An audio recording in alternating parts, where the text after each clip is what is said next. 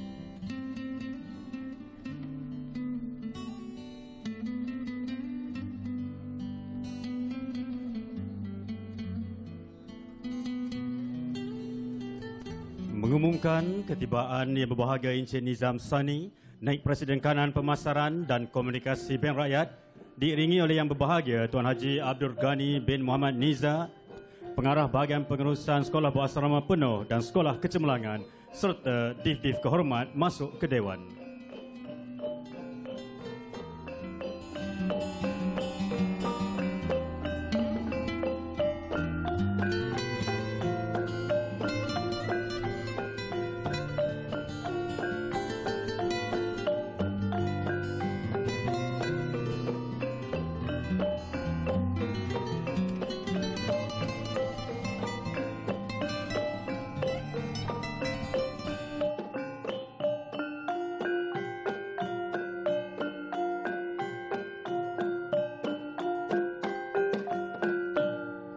Hadirin dipersilakan duduk.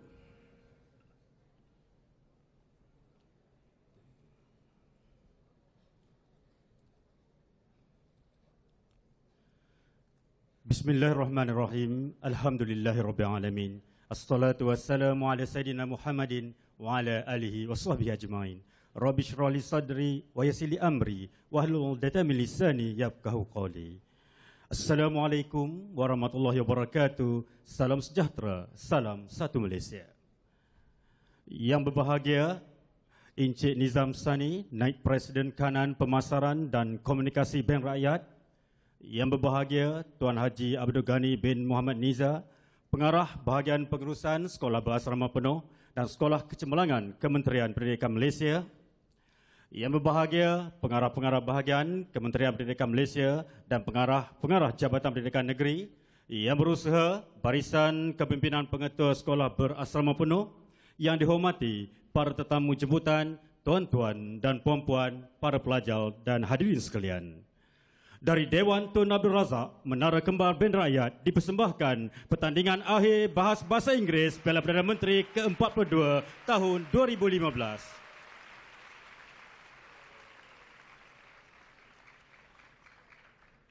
Bunga cempaka si bunga pekan, segar melata di pangkal turi. Ketibaan Yang Berbahagia Encik Nizam kami alu-alukan agar majlis bertambah seri. Etika berbahas usah dilupa, santun bersopan usul dibahas. Majlis dirancang sebegini rupa, mencari juara pertandingan bahas.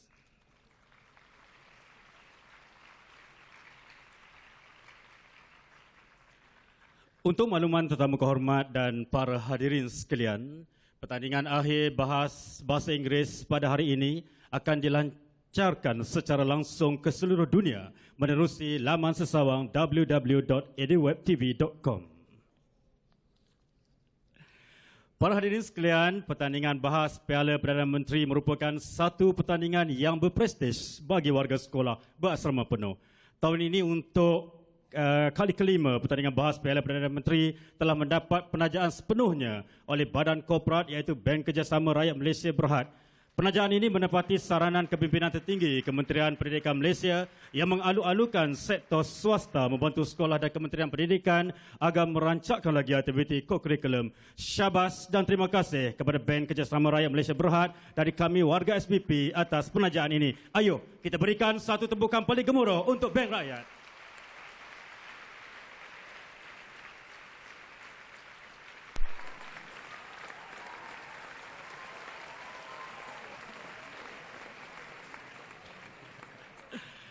Terima kasih Daun Keladi. Tahun depan insya-Allah tajalah kami lagi. Hadirin sekalian, sebanyak 70 buah sekolah berasrama penuh termasuk Maktab Tentera Diraja telah mengambil bahagian dalam peringkat kebangsaan yang telah diadakan semasa Hari Kecemerlangan Sekolah Berasrama Penuh peringkat kebangsaan yang telah diadakan di Sekolah Menengah Sains Batu Pahat. Sempena Hari Kecemerlangan Sekolah Berasrama Penuh ke-42 yang telah berlangsung pada 21 hingga 26 Mei 2015, pertandingan ini juga telah melibatkan seramai 7 orang pelajar sebagai pembahas dan seramai 3 orang guru sebagai hakim bahas. Pertandingan akhir bahas bahasa Inggeris pada pagi ini dalam suasana dewan yang gilang gemilang. Kita akan dapat menyaksikan kebolehan dan kepetahan putera-putera dari The Malay College Kuala Kangsar dan puteri-puteri dari Kolej Tengku Kursiah Serman.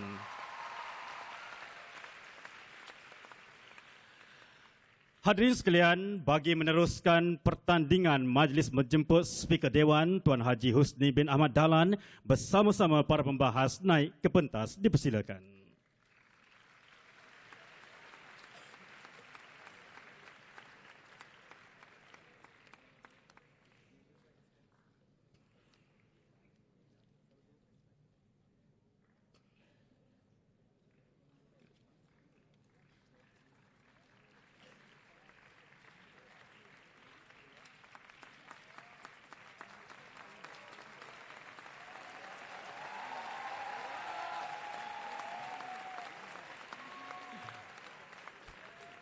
Untuk makluman hadirin, Tuan Haji Husni bin Ahmad Dahlan merupakan seorang guru yang berpengalaman hampir 30 tahun dalam pengajaran subjek bahasa Inggeris.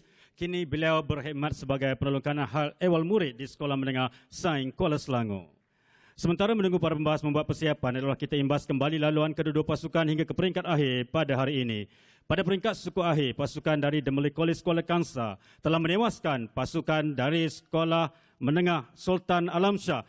Pada peringkat separuh akhir pula, mereka telah meneruskan pasukan Bahas dari Sekolah Sri Putri. Seterusnya melayakkan diri ke pertandingan akhir pada pagi ini. Manakala pasukan Bahas dari Kolej Tunku Kusiah pula, pada peringkat suku akhir mereka telah berjaya menewaskan pasukan dari Sekolah Tuanku Abdul Rahman, dan pada peringkat separuh akhir mereka telah mengalahkan pasukan Bahas dari Sekolah Menengah Sains Tuanku Munawir, dan seterusnya berjaya melangkah ke pertandingan akhir pada hari ini. Sekarang saya serahkan majlis kepada Tuan Speaker Dewan.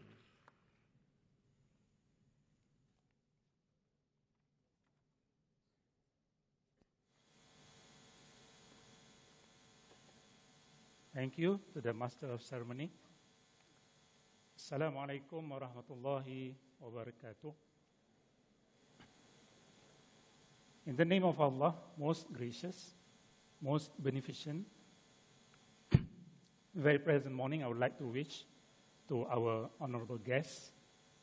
Ladies and gentlemen, welcome to the finals of the English language debate for the Prime Minister's Challenge Trophy for the year 2015. The motion for today is, this House believes that the United Nations Human Rights Council should be abolished. First and foremost, before the arguments begin, it gives me great pleasure to introduce members of both benches.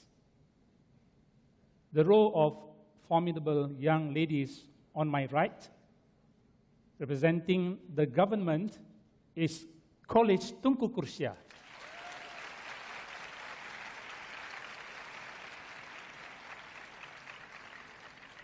Taking on the role of the Prime Minister is Siti Mariam Chu binti Rahmat Chu. This young lady was born in Kuching, Sarawak, and aspires to be an economist. The second minister is Nurul Iman binti Muhammad Amran.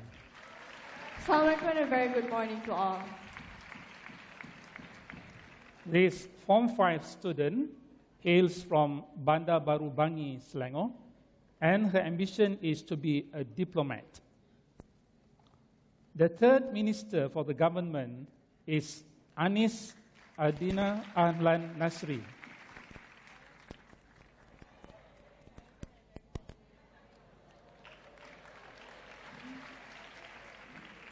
She is a Form 5 student who hails from Shah Alam, Selangor, and she aims to be an accountant. Last but not least, the reserve speaker for the government bench is Anis Nur Atira binti Ahmad Sukari.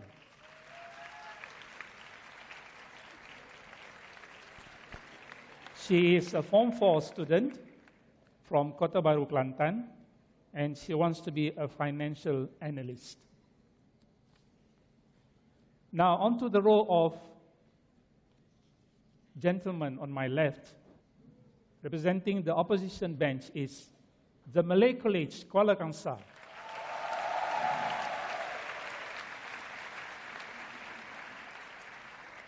The first speaker of the opposition team is Imran bin Kamaruddin.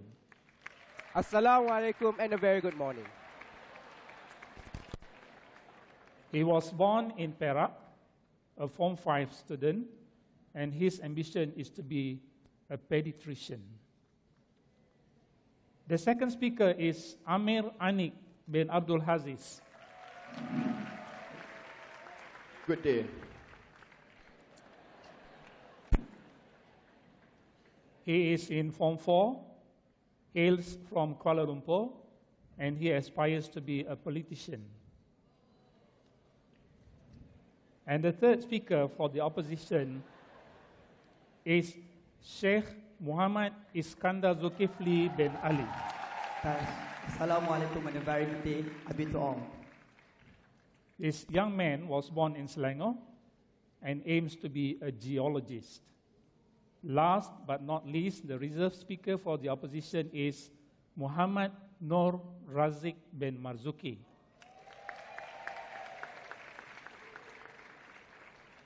He was born in Malacca and aspires to be a famous writer. Now, ladies and gentlemen, now on to the panel of honorable adjudicators for today's debate.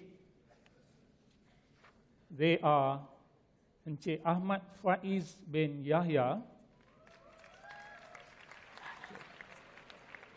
Sorry, they are the first adjudicator on the right is Encik Zamir Hamdi bin Hamdan. A practicing advocate and solicitor. Next, Professor Madhya, Dr. Chandran Somasundram.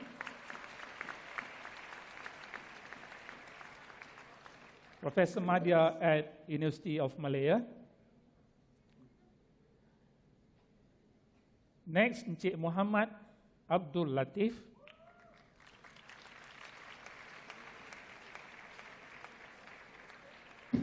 Debate trainer from International Islamic University Malaysia, and also as the chief adjudicator for today's debate. Next is Puan Azura Elia Ahmad.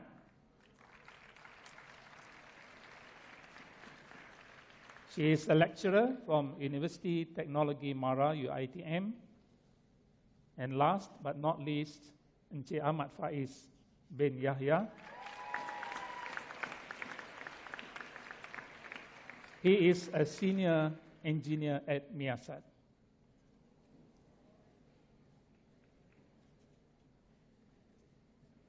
I, Husni Ahmad Dahlan, will be the speaker for this debate. Keeping the time will be my two alert assistants. They are Salis Sajida binti Osman and Sarah Arifah binti Muhammad Farid. Both are Form 4 students from College Islam Sultan Alam Shah.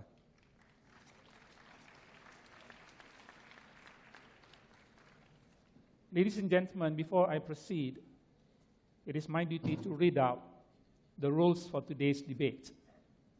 First, the assessment scheme. The primary speeches.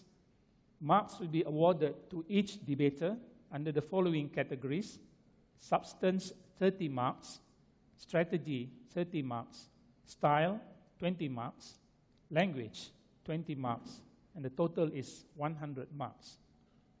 For the reply speeches, marks will be awarded to each debater under the following categories: substance, 15 marks; strategy, 15 marks; style, 10 marks; language, 10 marks, and the total is 50 marks.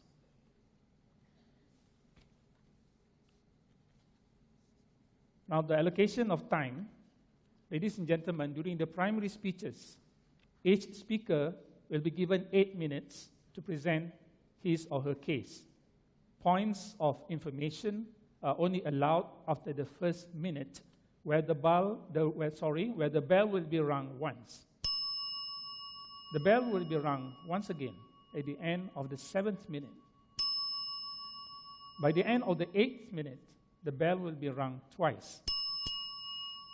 3 minutes will be allocated for both teams to prepare their reply speeches.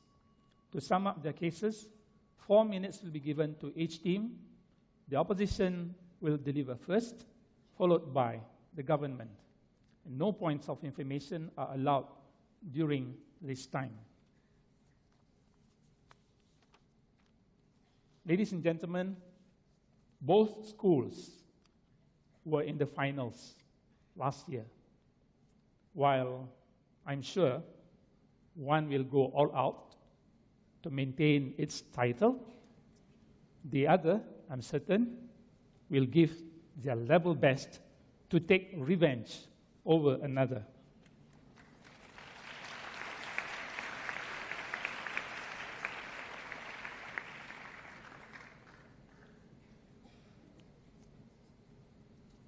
Now, without further ado, ladies and gentlemen, I call this House to order to present their case on today's motion. This House believes that the United Nations Human Rights Council should be abolished.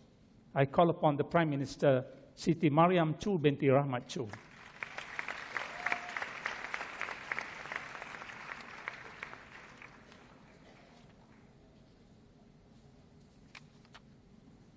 Ladies and gentlemen, every single day we see the news and we see women in certain rural areas in India are being oppressed. We see children in Africa not even getting proper education. And we see innocent lives being killed every single day. So in all of these issues regarding human rights, where exactly does the Council, who claims to be protecting human rights, stand in all of this? We don't even know. Assalamualaikum and a very pleasant morning. I wait to Mr. Speaker, honorable educators, accurate timekeeper, worthy opponents, loyal teammates and members of the floor. With the motion that this House believes that the United Nations Human Rights Council should be abolished, coming from government side, our stance is simple.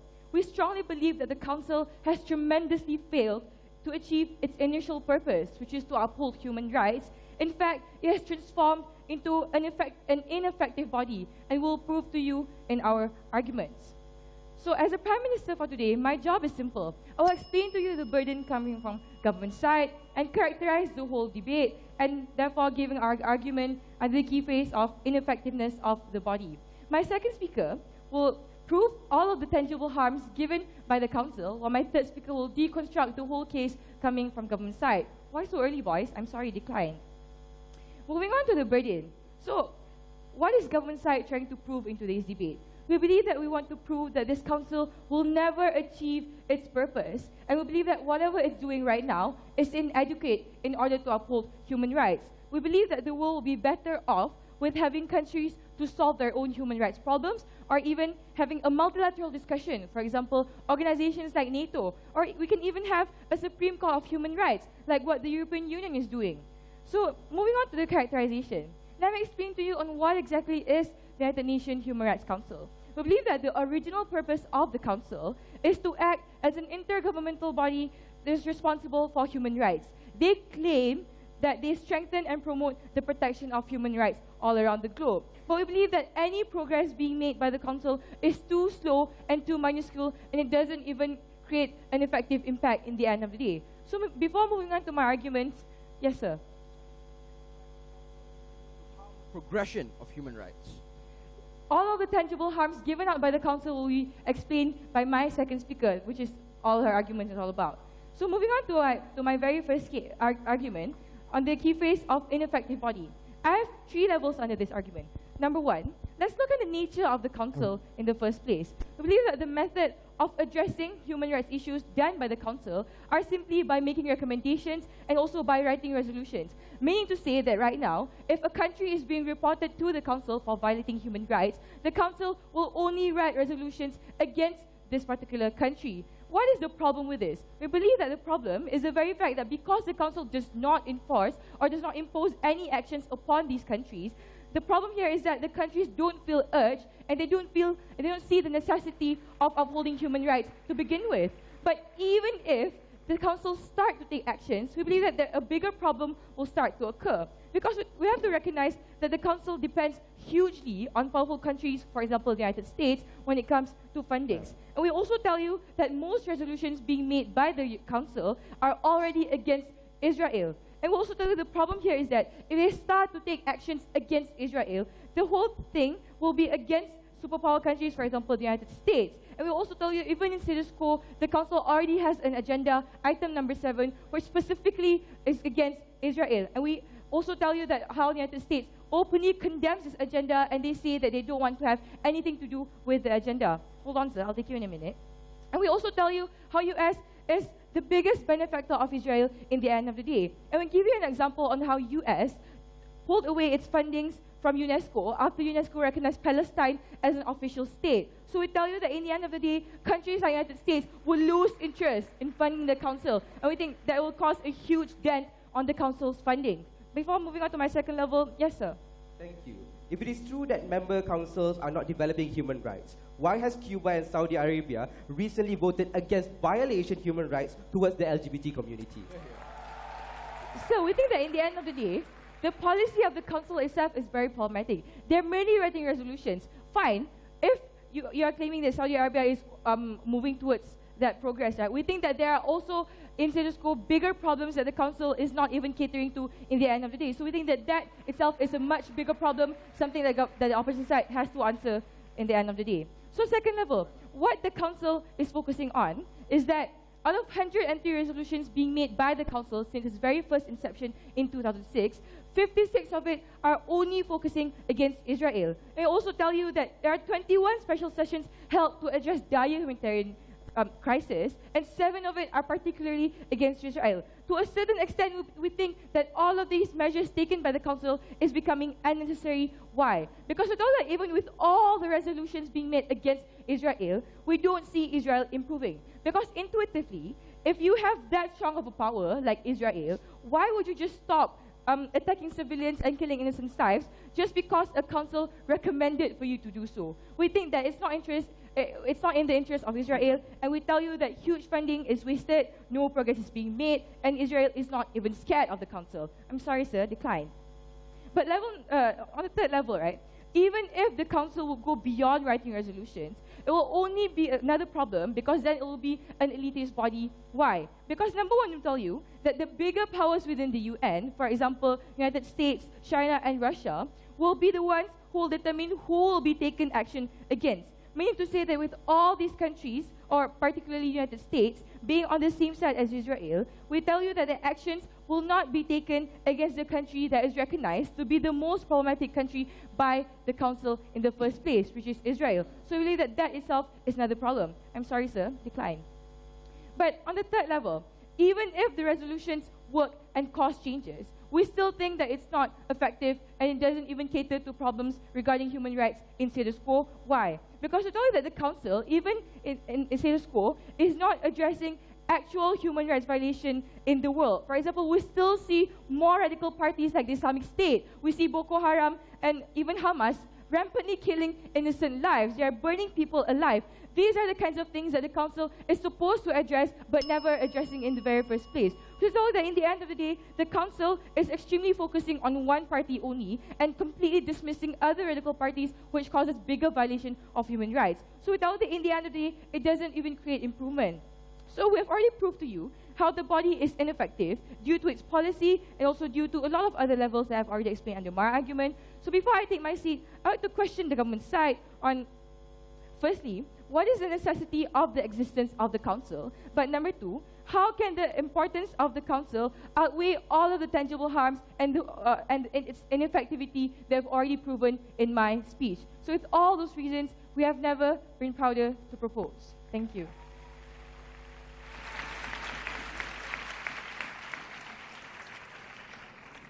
That was Siti Mariam Chu binti Rahmat Chu.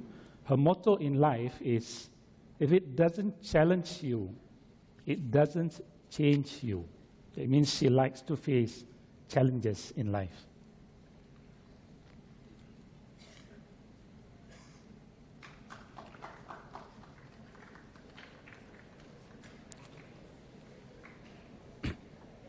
Ladies and gentlemen, Winston Churchill once said, "Courage is what it takes to stand up and speak. Courage is also what it takes to sit down and listen." Now let us invite the opposition leader, Imran bin Kamaruddin, to state the opposition's objections.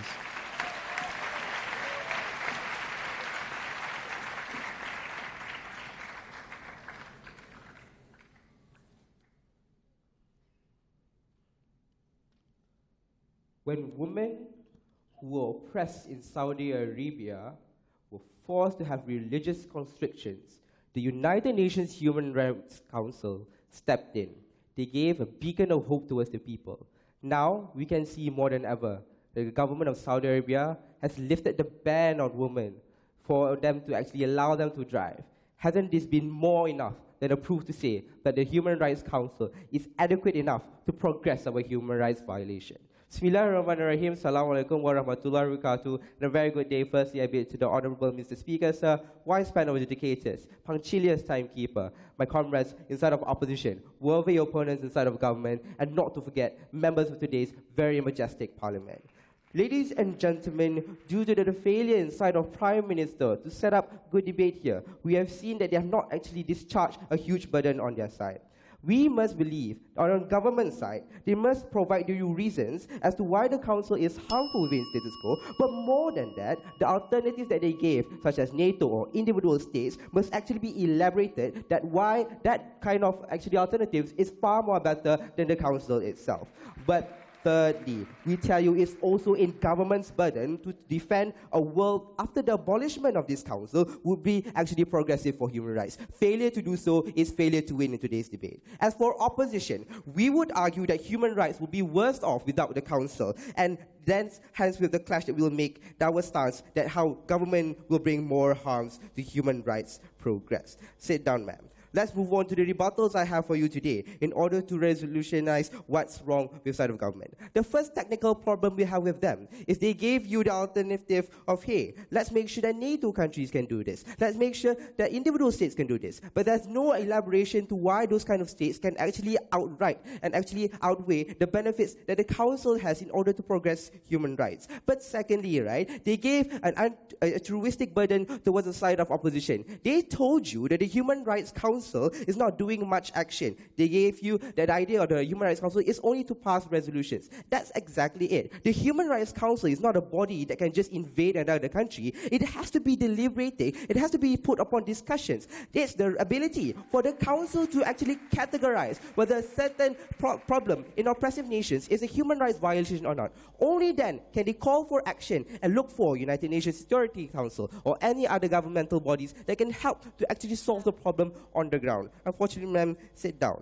In this case, ladies and gentlemen, since the first diva from side of government failed to set up what is the Human Rights Council, let me allow you to do this burden. The Human Rights Council was a project initiated after the ban of Human Rights Commission in 2006. After 5 years of reviewing, finally it was meant to be a permanent branch in the United Nations Security Council. Now, we tell you that more than ever, it has gained global attention, it has gained global General Assembly acceptance, and have now become a product of global support. It is kept permanent. It is a United Nations branch. This council is well represented. They forgot that the 47 seats inside the council is allocated fairly into other regions towards the world, meaning we have countries from the African countries, we have Eastern countries and Western countries representing the council. But more than that, ladies and gentlemen, we tell you that the council is a majestic library of data and information, compiling, annually updating human rights track records and index. It becomes a reference to NGOs or countries who wish to put conditional aids towards other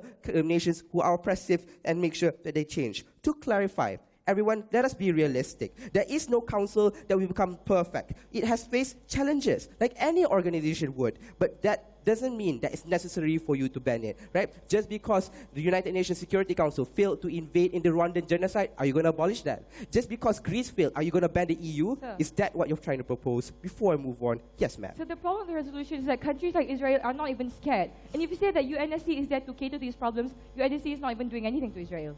Unfortunately, ma'am, that's untrue.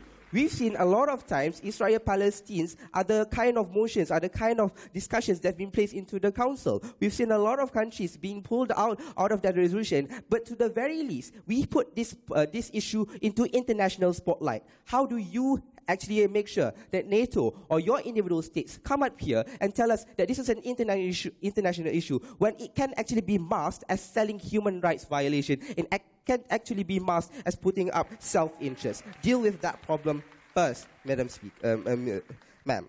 Right now, ladies and gentlemen, given those kind of alternatives, we would fight for the idea that the council must be present. Just because it has necessary harms doesn't mean that it has failed the world. we tell you that the first thing that we must understand, that if they're going to do this council, it'll bring more harms than good. And the first harm on their side is how it will bring a negative perception towards how the global community acts. How is this present? The Human Rights Council is a beacon of hope. It is a beacon of change. It is places where oppressed nations come to the council to give their complaints, to file for action. But unfortunately, this is what side of government is going to take away from the people itself. But more than that, oppressed minorities have had their voices transferred.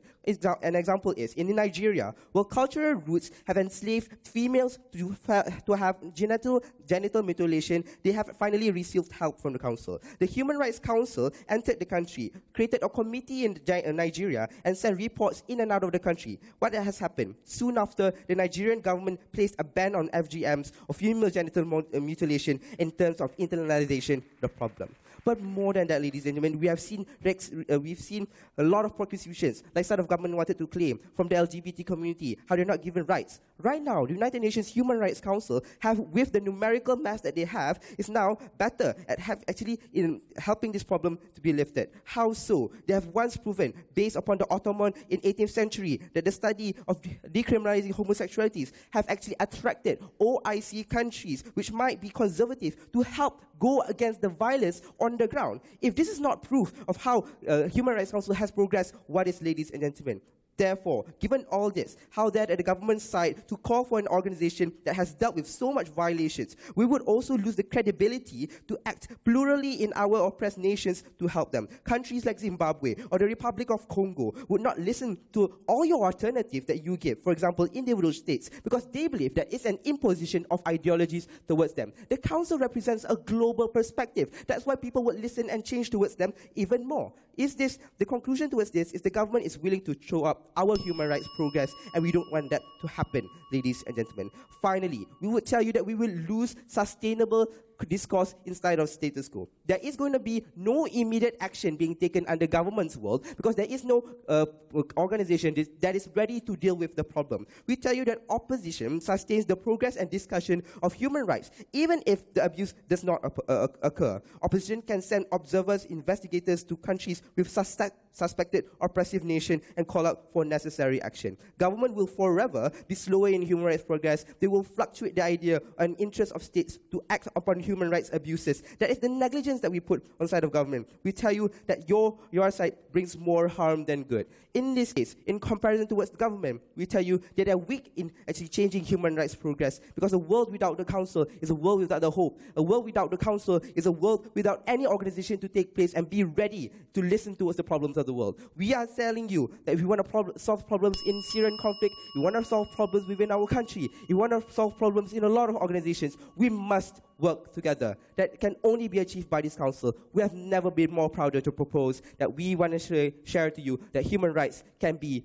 for this council.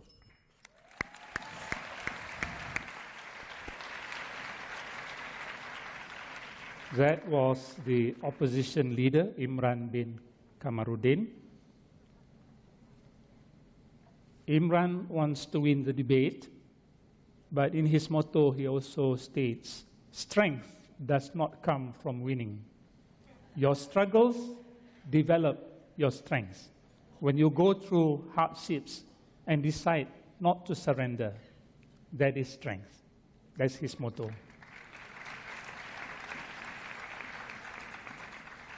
Now, without further delay, let us invite the second minister from the government, Nurul Iman binti Muhammad Amran.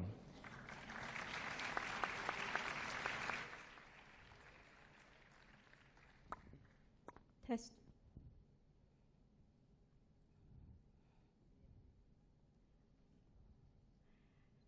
Ladies and gentlemen, when you have a council that discusses issues about human rights, we don't think it's fair for a council, for a neutral body, to be selective when it comes to discussing about issues they have to attend to.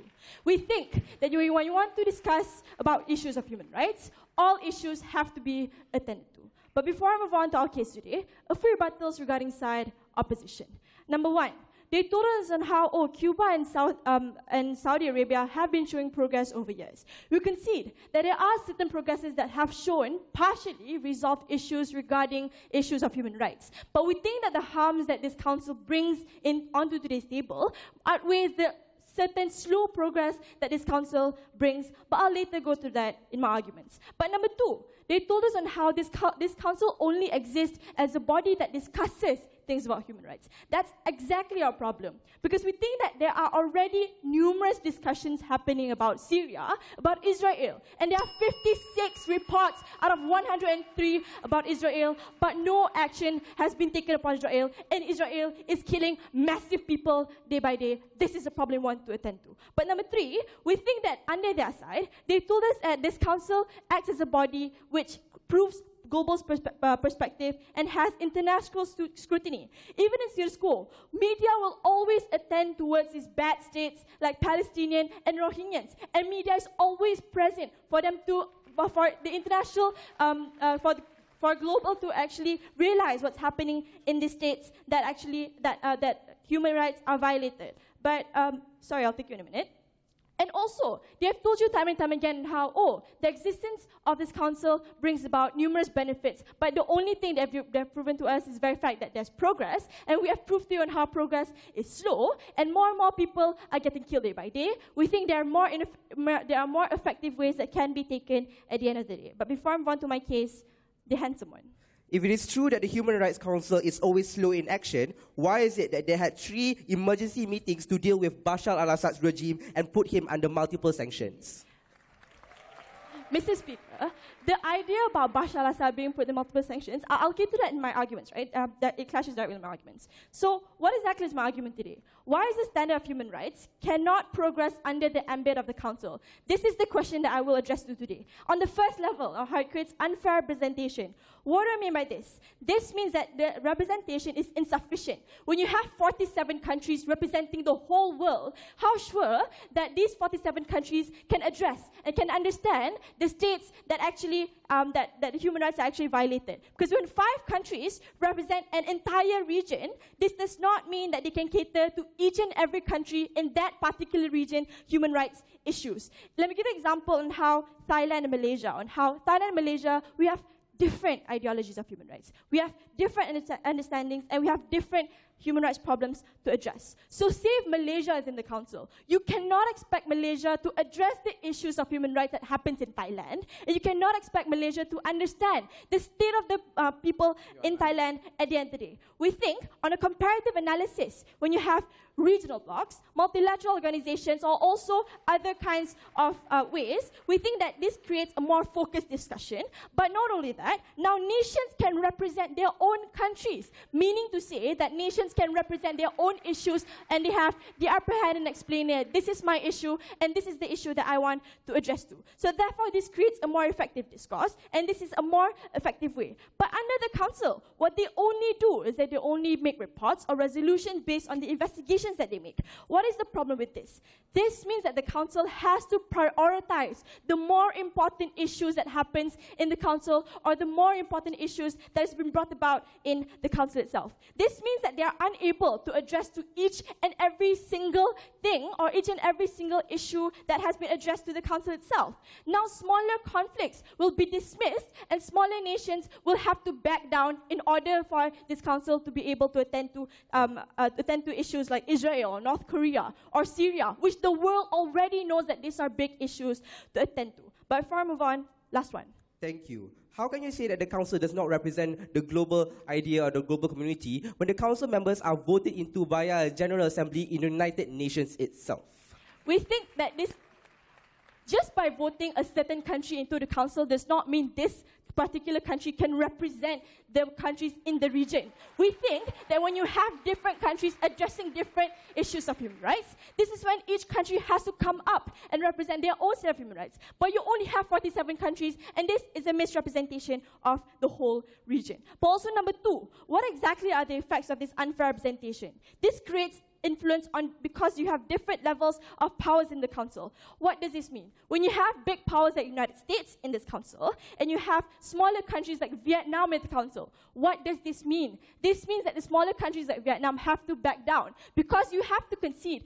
Third world countries depend on the United States, depend on Russia, depend on these big countries for diplomatic ties, for economical ties, but also for political ties. So in order for them to keep these ties close, they will have to support big powers, and big states like the United States, and this creates a bigger problem. An issue that happened in the council itself, on how Russia and China are the recent appointees of the council. And everyone knows in the world that Russia and China protect Bashar al-Assad. What does this mean? When you protect Bashar al-Assad, this means that you are allies with Bashar al-Assad. This ultimately means that you're being allies, meaning that Russia and China will do whatever it takes to make sure that any reports made on Bashar al-Assad will be kept in the dark. But more often than not, these reports will never see the light of day and therefore will never be made the resolution of the United States Security Council. And this is the problem we want to address at the end of the day. Mr. Speaker, there's a bigger problem and there's bigger harms happening in the Council, something that side of opposition failed to address to from the very get-go. But also on the third level, on the harms that actually exist, and this is a tangible harm. This harm, the harm that the Council brings about is that it does not incentivize people to take instant action. What do I mean by this? This means that now countries depend on an ineffective council because the world depends on this particular council. Side opposition agreed. The world depends on the council because the council is somehow a hope for the world. Therefore, if you put a dependency on a council to resolve issues because of the reputation they uphold, because the whole world knows if you're a member state of the council, you uphold human rights. This is the problem that we have to address to because the sort of reputation they hold brings about a lot of effects towards other countries. But this is impossible. This is impossible for them to address to all issues because of the ineffectiveness of the council, which has already been clearly stated by my Prime Minister. So what happens then? It becomes a tangible harm because countries will not be incentivized to take any direct action on a nation which violates human rights. For example, we think that massive amounts of reports are made in Israel, but still, Israel continues to violate human rights. We think, on a comparative analysis, why is Thai government and why is our world better without a council? We think that when you have a world without a council, you garner or you propagate the idea of active participation. What do you mean by this? Active participation means that you maximize participation from other people. But not only that, I'll give you an example on how, during the Bosnia case in 1994, on how there was a genocide and 7,079 people lives were lost. So what was their solution? Their solution to that was that NATO made a unilateral action where they initiated airstrikes. This is sort of action that we want to make, and this is sort of solution that we want people to attend to. So, Mr. Speaker, if you want the world to change for the better, go aside, government. Thank you.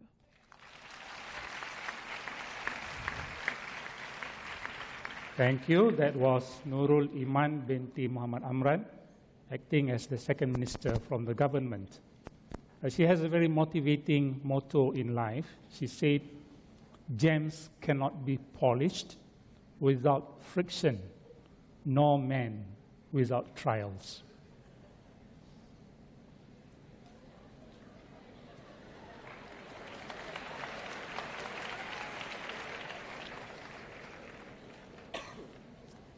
Now let us invite the second speaker from the opposition, Amir Anik bin Abdul Aziz.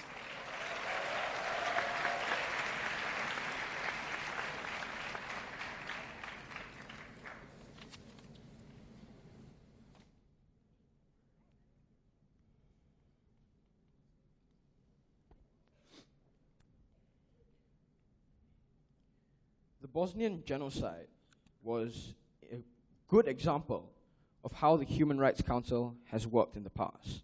Sure, we agree that NATO was the one who did the intervention, but that was because a veto was made in the Security Council when action was supposed to be taken. But how did this issue get to NATO in the first place, and what made them want to act? It was the Human Rights Council that declared this issue a human rights violation. We believe this is the only medium to ensure that this labeling can exist. They have yet to tell us why that is a fault of the Human Rights Council, not the Security Council. Before I move on to my issues, Assalamu alaikum wa rahmatullah, and a very pleasant morning. I bid the honorable panel of adjudicators, punctual timekeeper, comrades in opposition, opponents in government, and all present within today's august house. Before I move on to the rebuttals that I will have and my argumentation, let's analyze the burden that side government have put onto themselves but have not proved. They argue that the Human Rights Council is inefficient and ineffective. But does this necessarily mean that all the alternatives can meet that standards? They tried to tell us that the Council was not necessarily attentive to all issues on the ground. Yet they argue that personal representation is better.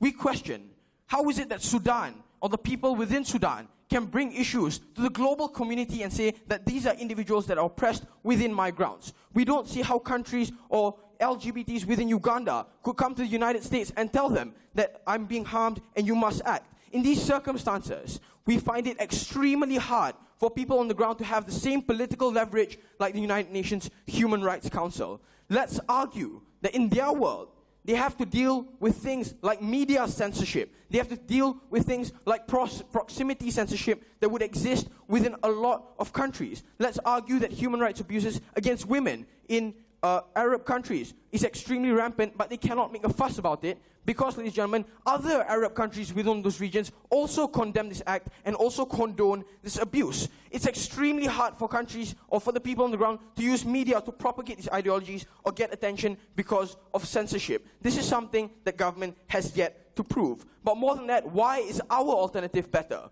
We argue that people on the ground at least have an avenue because NGOs have a stable place and a stable medium to go out and carry out these reports, and a stable medium for discussions to actually take place. In all its benefits, ladies and gentlemen, we would argue that NGOs now have a better medium for them to advocate for these rights, to advocate for this change, because at the very least, out of responsibility, council members must act. Out of responsibilities, council members must have discussions. The comparison is this. They would allow NGOs or unilateral bodies to take action without necessarily identifying or whether or not these individual states or individual independent bodies have the power to advocate for change. Nobody is going to listen to an NGO without critical mass. Nobody is going to listen to an NGO without political or military power. We would argue that the United Nations Human Rights Council is very much valid. No, thank you, ma'am. Secondly, ladies and gentlemen, they would argue that a unilateral intervention or unilateral actions are far better because they are more sustainable and because they are quicker. But the question is this: that is also largely predicated upon the moral consciences of most countries to act.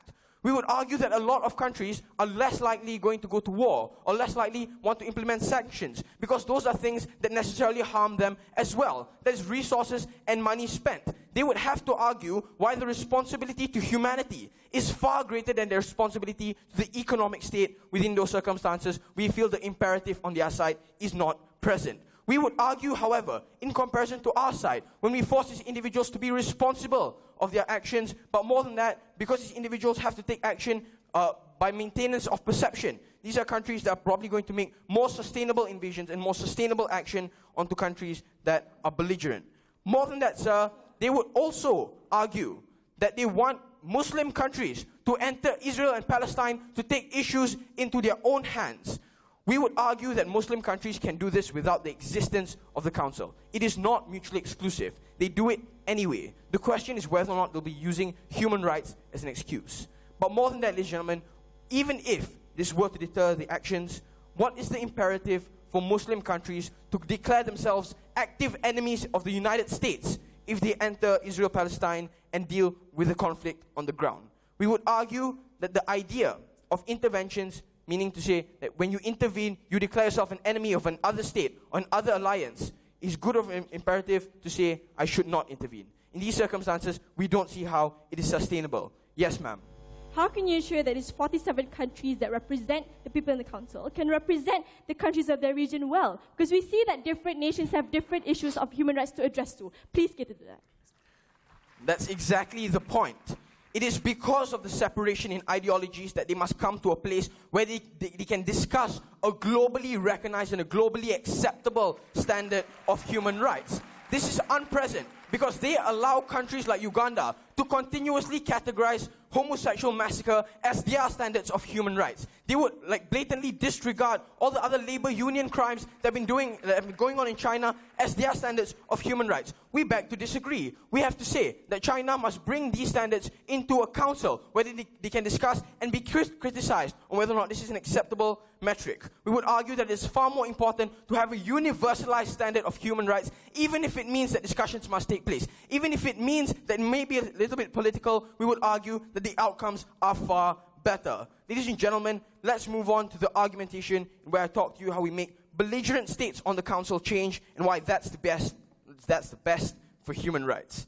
On two levels of analysis, ladies and gentlemen, the first of which is how we make it, or on government side, it is far more easy for belligerent council members to block international spotlight. In government side, ladies and gentlemen, states or belligerent council members are not accountable to anything besides their sovereignty as a state. We disagree. We would beg to say that these are countries that deserve an additional responsibility that we can hold them to. We would argue that the Human Rights Council provides check and balances, like continuous checks of council members to ensure that council members are not abusive. This is a responsibility that we can ensure because countries are less likely willing to be hypocritical. Because countries want to remain on the council, they would adopt the responsibilities that the council provides them. We would argue that it's far more important in keeping these individuals in check because we allow them to face the problem of hypocrisy if they were to continue abuses on the ground. But on the second level of analysis, why is it better that we include them in decision-making processes of determining what's important for human rights? We would beg to argue that it is far more important to allow belligerent states to feel as though their voices are heard, but in comparison to government's case, where they force these individual states like China, whose ideologies are probably not the most accepted within the world, to be antagonized by the situation because the global community or the United States wants to condemn their actions instead of the global community, instead of a multilateral organization. We would argue that the rebellion under countries like China and Russia is at a high because they want to advocate for their principles, because there is no standard metric as to what qualifies as human rights. They are more willing to defend that their version is right.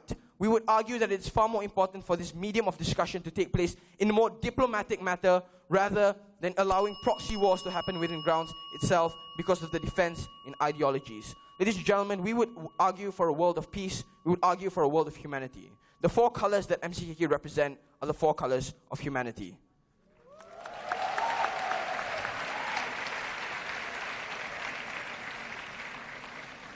Ladies and gentlemen, that was the second speaker from the opposition, Amir Anik bin Abdul Aziz.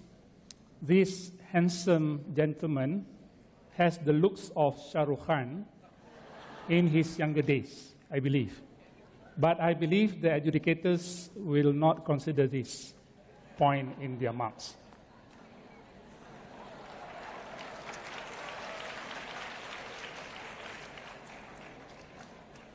Now, for the third minister, let us call forth Anis Adina Ahlan Nasri.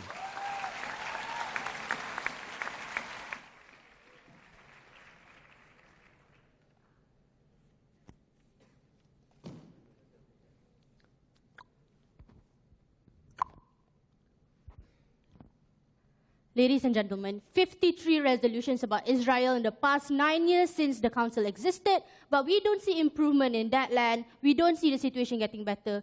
We think that right now we need to ensure that this council has a purpose, and if it doesn't serve a purpose, we shouldn't be supporting it. But before that, Assalamu alaikum, and a very pleasant morning. I bid to Madam Chair, Speaker, honorable adjudicators, accurate timekeeper, worthy opponents, loyal teammates, and members of the floor.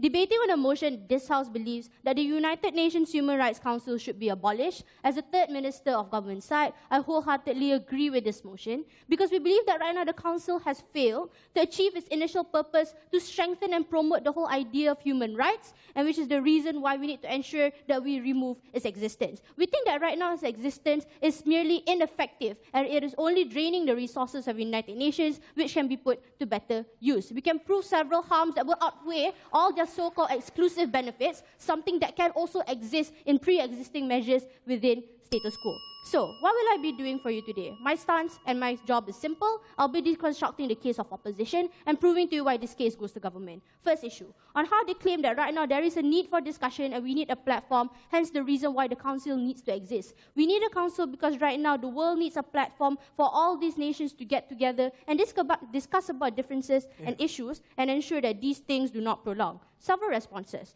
Firstly, we believe that right now, if this were the case for today, how do you justify the problem within the council? For example, first response, lack of cooperation within member states existing within the council. We see that, and we can scrutinize in 2000 and 2010, when China was in the council, we can see that China refused to take part in country-specific decisions because they feel as if this will harm their self-interest. This proves that right now people themselves within the council, even though they have so-called credibility when they first entered the council, refuse to actually give cooperation for the betterment of the standards of human rights for the global community. You believe that right now, even if people were to penetrate into this council, they merely do it because they feel as if this will give them a personal benefit, something that's very selfish and is not at all aligned with what the United Nations has in mind. But second response, we see that also right now when it comes to making resolutions, because that's the only thing that this council does, is that right now all the resolutions are concentrated on issues about Israel. And yes, we think that even if your whole idea is that right now maybe it's good that we focus on one particular issue and this particular situation can improve. But this thing has been ongoing for so long and we don't see any improvement at all from Israel. We only see that right now the situation is getting worse.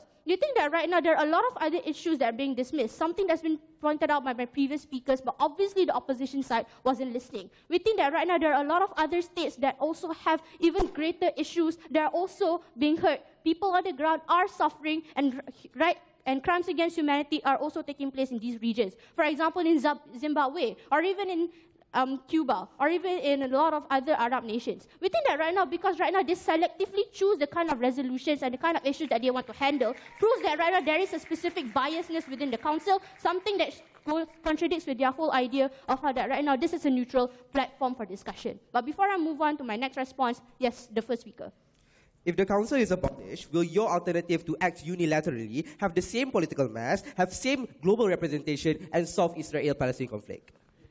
Thank you, sir. We believe that right now, yes, when we actually do a comparative analysis between what multilateral or even regional blocs have to offer, it will perform way better. Why so? Because we think that right now, when you actually have regional multilateral efforts, of course, you don't have a military or defense mechanism to actually enforce these kind of things, just as how United Nations also doesn't have a military to actually enforce upon these people. They can only write resolutions to begin with. They do not have soldiers or armies to actually invade a particular land, which is the reason why it's not even legit for you to use United Nations. But we think that right now, when you use multilateral or regional blocks, what you can do is right now you enforce these people to actually sit down and talk about it. And why is this different? It's exclusive only to regional blocks. Because right now people acknowledge that within my region, I need to ensure that my position and my credibility is maintained. Because right now my political stance and my economical ties are contingent upon the people neighboring my country. The reason why I have to sit down with Myanmar or Indonesia and solve the Rohingya problem to begin with. This is the reason why the Rohingya problem is totally ignored by this council. We can see that right now, even though a lot of people are floating on rickety boats in the middle of the sea, we think that right now people are not putting enough focus on this particular issue.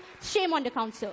Secondly, we also think that right now when it comes to the council, even if you claim that right now we can actually agree on this particular issue, we think that right now differences in ideologies will actually prevent this from happening. Why so? Because as stated by my previous speaker, my second minister, she stated on how that right now difference in ideologies mean that just because I am in the council doesn't mean I will fight for the rights of a member of a country from the same region as I am. Meaning to say that right now this is the reason why, even though there are a lot of other states around Israel, or there's no one actually defending Palestine. We think that right now people are only making decisions based on what they feel is right, which is the reason why right now we don't think that the differences in ideologies can actually sustain and work conducively in the environment of the council. Done with that issue, moving on to the second issue, how they feel as if it's necessary for us to use this council and standardize human rights, because they feel as if when we have a set of human rights that's more generalized, it's easier for us to settle cases. We think that this is very, very problematic. Why? Because if this were the case, you are putting a blanket rule upon all the nations in the world. Because we have to scrutinize the kind of countries we have on earth. We see that right now there are a lot of very liberal countries like the United States and very conservative countries like the Saudi Arabia. With these kind of differences in mind, how is it fair that you're going to standardize the human rights and ensure that they're going to agree on one thing in particular? Which is the reason why I'm going to respond to their previously on the whole LGBT issue, whereby Saudi Arabia voted against it. Exactly, because you cannot enforce these people to go against their ideologies, which has been implemented in them since before. Like it has been centuries, because it is their culture, it is the idea that the people that uphold, and you cannot enforce these people to actually go against a particular stance. These people exist because they exist and they depend on their government to ensure that their rights and their ideologies are protected, because as a human being, I'm entitled to my own set of human rights and how I choose to perceive it. I shouldn't be dictated by the kind of human rights that the United Nations want to impose on me. Last one, sir.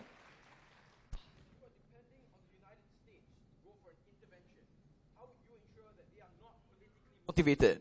We think that right now, when you are telling me that these people are going to be politically motivated, we think that right now at least a defense mechanism actually exists and people can actually do something. We can see when we compare with what the council actually can do, it's only proposed resolutions. And why is this harmful? Because these resolutions are only put on show to prove that, hey, I'm actually doing work. But what's going to be done? Because people read the resolutions or they don't even read at all and nothing is being done. Because at the end of the day, these kind of resolutions have to be passed to the Security Council, a council that actually has veto powers with UK and US, France, China, people who actually can easily veto out when they realize that these kind of issues will be politically inclined towards their policy. We think that right now this is the reason why we cannot be in support of this council, because we feel as if right now there are other alternatives that can actually provide you the kind of so-called exclusive benefits that side opposition tried to propose, and with that said, we can also mitigate the kind of harms that's clearly existing within the council. We're all for the idea that right now human rights shouldn't be standardized. And if you really are an advocate of human rights, why are you imposing your ideas upon other people? You should be protecting them, not abusing their rights. But secondly, I've also told you on how right now it is important that if you want to have a platform with discussion, it must be conducive. You cannot just have it for the sake of.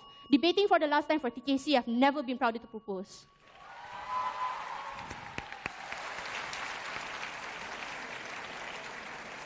Ladies and gentlemen, that was Anis Adina Ahlan Nasri. This fierce and fearless young lady has no fear of failing and falling. That's why in her motto she said, fall 7 times, stand up 8.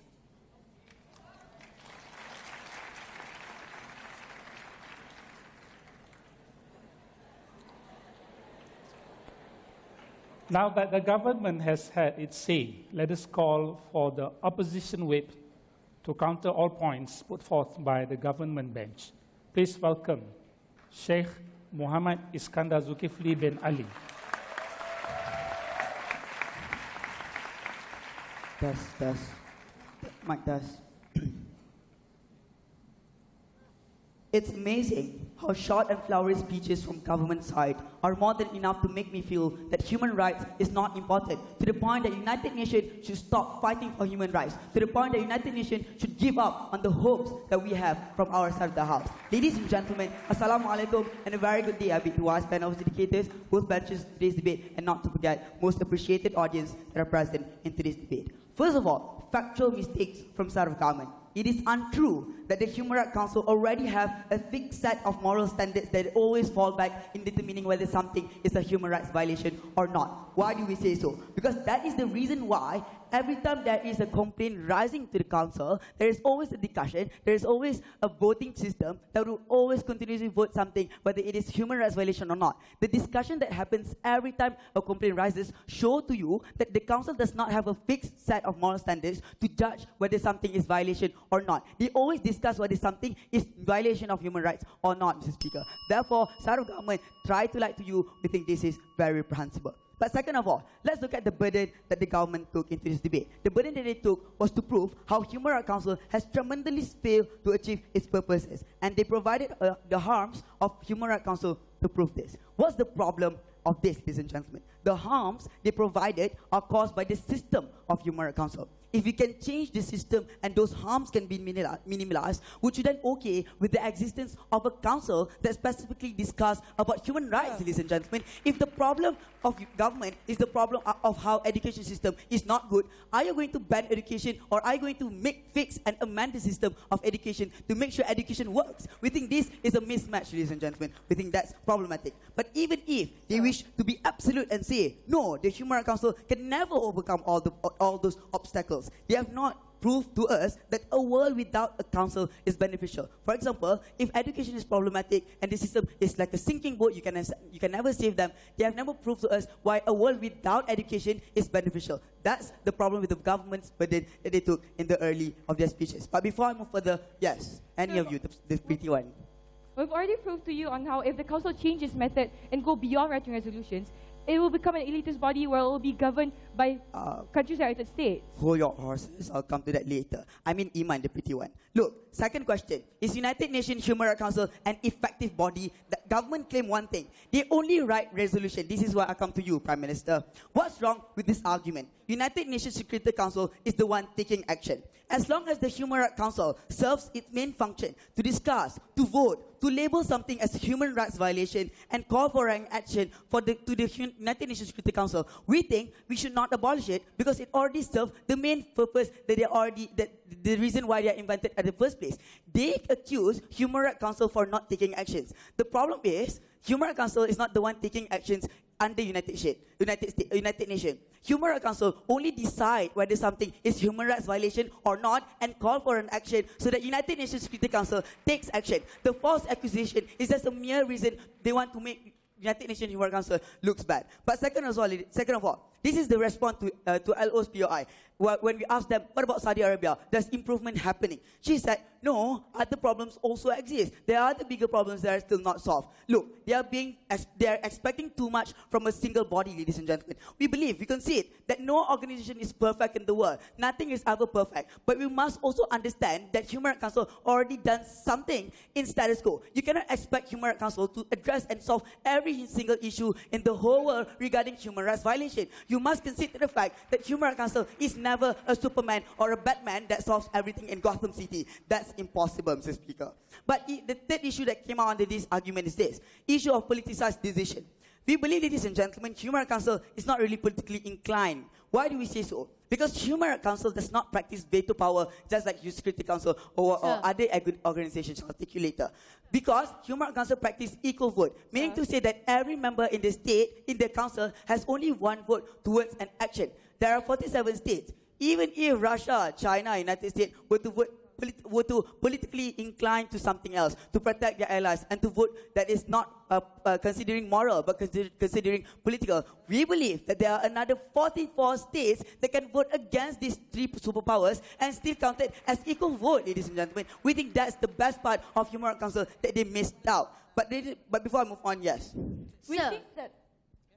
So we think that right now the United Nations, under their Universal Periodic Review, promised to ensure that right now all 193 United Nations and state members are protected. How are you going to say that right now we're expecting too much when you're the one who promised to do so? I promised a lot of things to my mom. I promised a lot of things to my dad. But that does not mean I have to be a perfect son that fulfill everything. Because I'm not perfect. Because everyone is not perfect. Iman, Anis, and Mariam, we are not perfect. We are human. The Human Rights Council is just individuals, group of individuals trying their best to protect people. You are expecting them to be Supermans, and we believe that's too much. Second of all, ladies and gentlemen, government then argue that smaller countries in the council would not vote against superpower. Ladies and gentlemen, even if that is true, that problem is not solved just by abolishing Human Rights Council. Then are you okay if you remove these superpowers from the council? If the only problem with the council is the existence of Russia, China, United States, why don't we remove them? If we remove them, then are you okay with the principle that a body should exist to discuss specifically about human rights? We think that's false on the other side. They say ban the Human Rights Council and individual nation states would all go fighting for human rights. We think that's the question today. Would they act? We believe, number one, ladies and gentlemen, not necessarily. They could be war fatigue. They could have no interest of acting in the Brunei's human rights violation, for example. Under those circumstances, we have no one to act. Because under their world, they ban a council. That means they are depending on the free will of individual state to act. If there is no state wanted to go against Russia like they claim, ladies and gentlemen, then we have no one to discuss about human rights. Is that the world that we want to live in? We don't think so. But what if they act? This is why they claim that the act is, this is why we believe, ladies and gentlemen, the individual state actions would be harmful because it can lead to proxy wars. Because the political division that they explain in Human Rights Council does not it's not solved just by abolishing it. That means political division would then be channeled to the real world. That means Russia would only support their allies in the real world. The United States would only support their allies in the real world. What happened next? A proxy war. For example, in Uganda itself, Russia would support Uganda for their policies, but United States would not support Uganda for their policies. A proxy war happens. Do you agree with the proposal that allows a battleground for human rights ideologies to happen and sacrifice the lives of individuals on the ground, Mr. Speaker? We believe that's problematic. But at the end of the day, we believe that their alternative is not exclusive to our debate, to our case at all. United Nations or EU or NATO or US or any state can take their actions, or the NGOs itself can take their actions with the existence of Human Rights Council. Just because you abolish Human Rights Council, that does not mean they can act better, because they can act right now with the existence of Human Rights Council. And plus, instead, in fact, they act a lot better if they go to Human Rights Council. Because why? Human Rights Council is consisting of 47 states and members, ladies and gentlemen. They have a bigger power, bigger leverage power upon other countries, upon oppressive states. That means if United States believe that they need to take action, they go to Human Rights Council and bring another 46 state member with them. It's a bigger cloud. It's a bigger negotiating power that they can offer to Uganda, offer to oppressive states. That's what we believe is important in today's debate. At the end of the day, we believe Human Rights Council is needed because they discuss specifically about human rights and they call for actions. And for all those reasons, I've never been prouder to say opposition will win today's debate.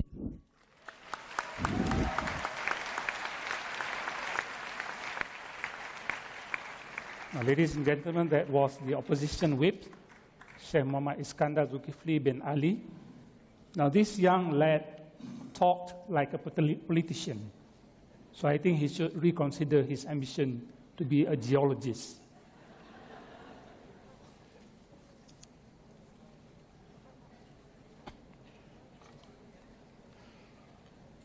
Ladies and gentlemen, now each team will be given 3 minutes to discuss their reply speeches. The House will adjourn momentarily for 3 minutes.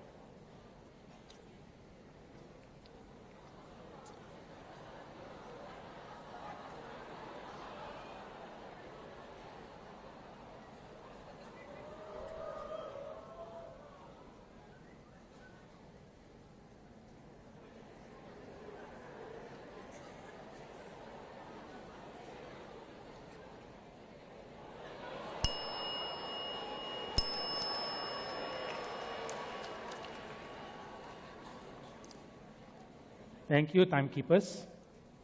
I call the House to order once again. Members of the August House, this debate will resume with the reply speeches from the opposition to sum up their case. I call upon Amir Anik bin Abdul Aziz.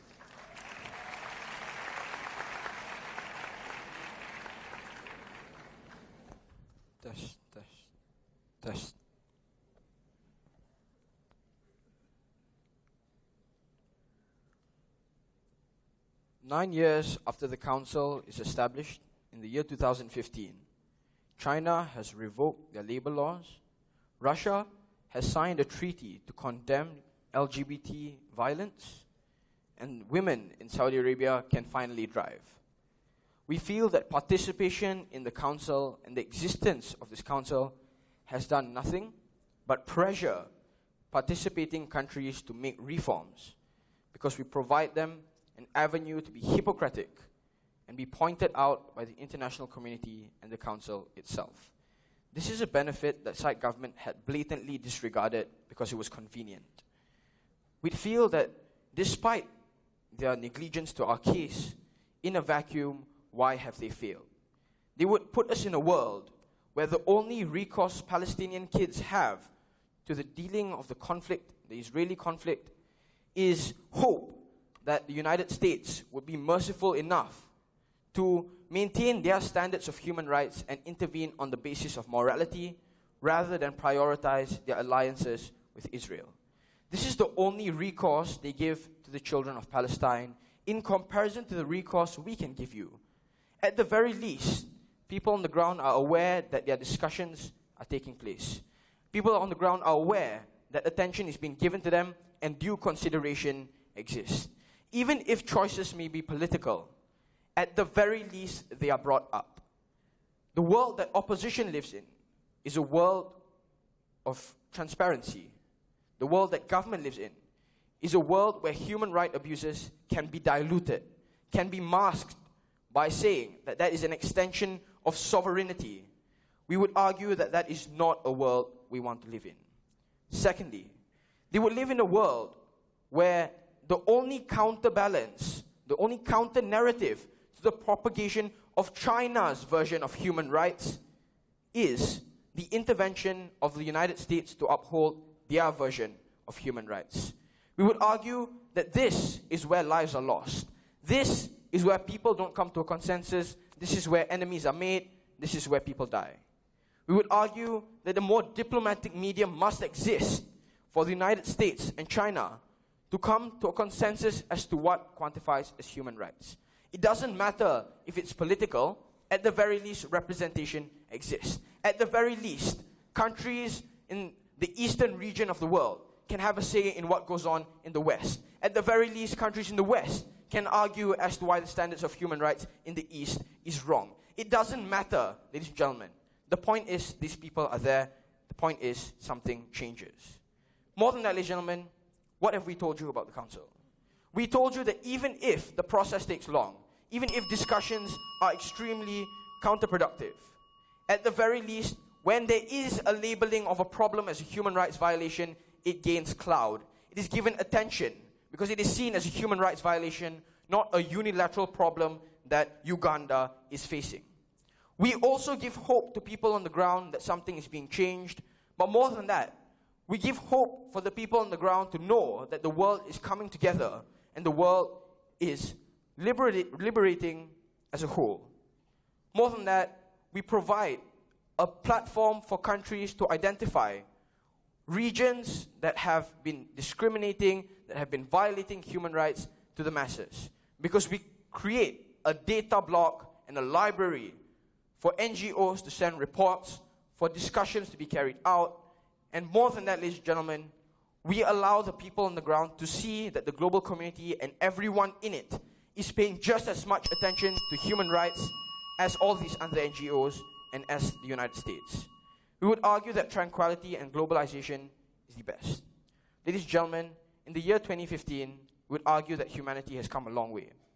We would argue that this is only due to the existence of the Council and only due to the considerations and political concessions that countries would make to make this change.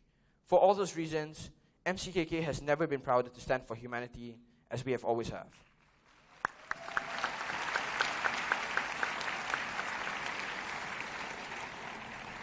Thank you, Amir Anik bin Abdul Aziz, summing up the case for the opposition team.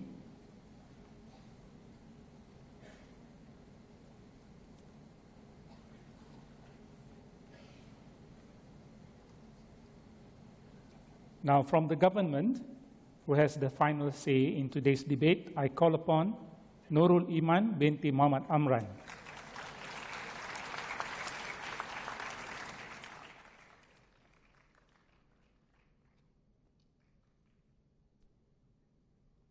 Test.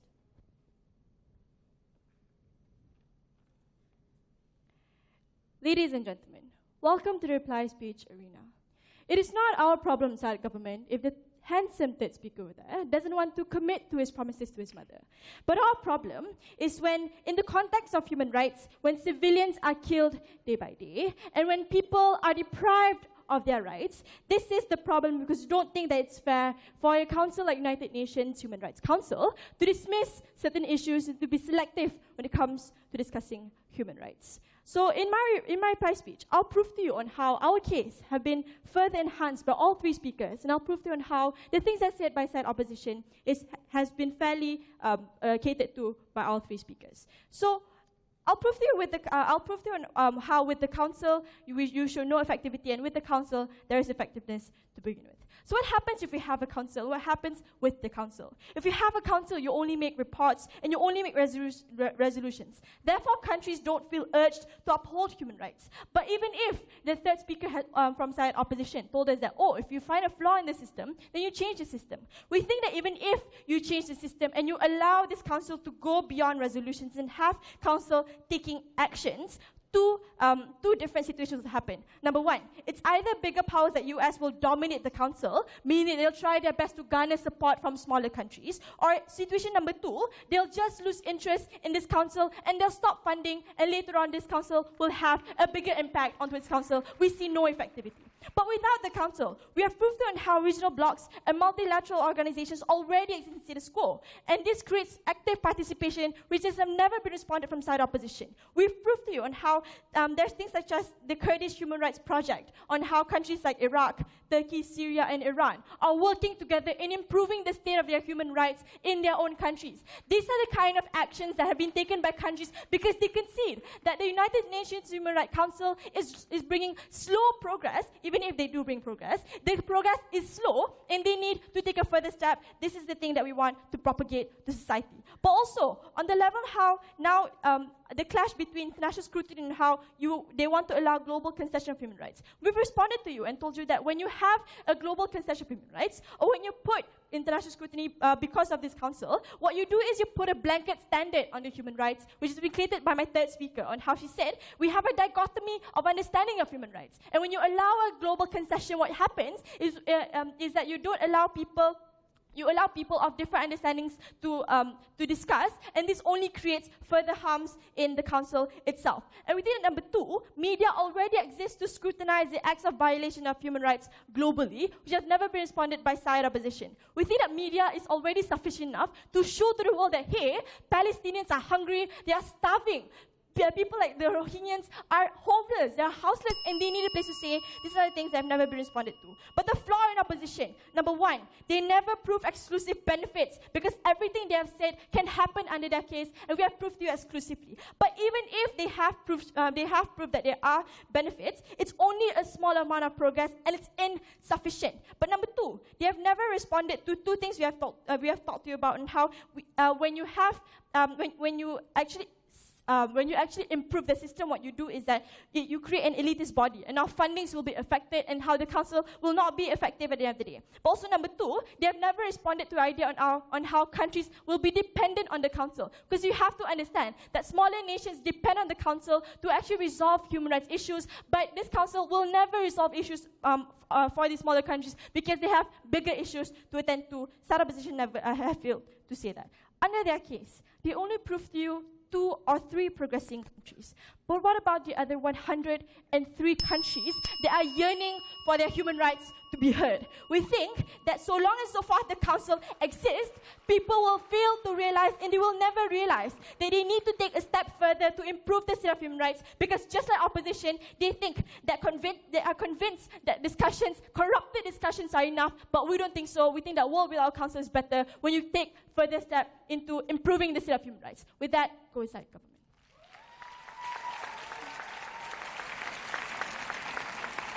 Thank you, Nurul Iman.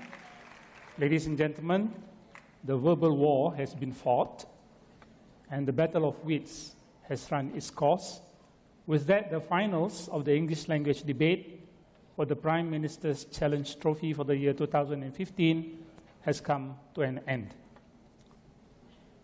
Napoleon Hill once said, "Think twice before you speak, because your words and influence will plant the seed of either success or failure in the mind of another."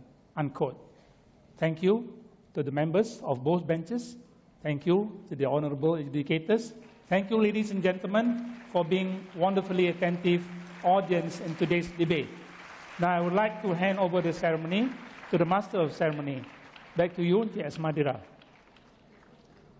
Terima kasih Tuan Haji Husni bin Ahmad Dahlan. Begitulah tadi kita telah dapat menyaksikan kehebatan kedua pasukan bahas bahasa Inggeris yang telah menegakkan usul masing-masing. Sama ada usul diterima atau ditolak, kita serahlah kepada panel juri yang akan menentukannya.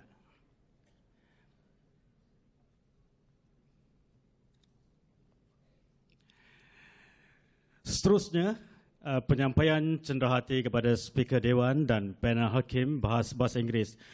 Dengan ini majlis dengan segala hormatnya mempersilakan Yang Berbahagia Tuan Haji Abdul Ghani bin Muhammad Niza, Pengarah Bahagian Pengurusan Sekolah Berasrama Penuh Sekolah Kecemerlangan, untuk menjemput dan mengiringi Yang Berbahagia Encik Nizam Sani, Naib Presiden Kanan Pemasaran dan Komunikasi Bank Rakyat, untuk naik ke pentas bagi menyempurnakan acara penyampaian cenderahati kenang-kenangan. Dipersilakan.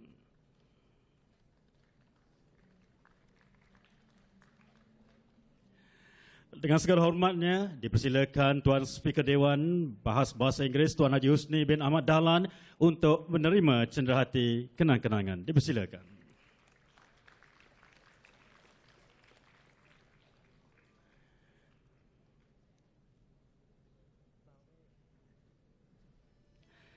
Seterusnya dipersilakan barisan panel hakim yang diketuai oleh Yang Berbahagia Ketua Hakim Encik Muhammad bin Abdul Latif dari Universiti Islam Antarabangsa.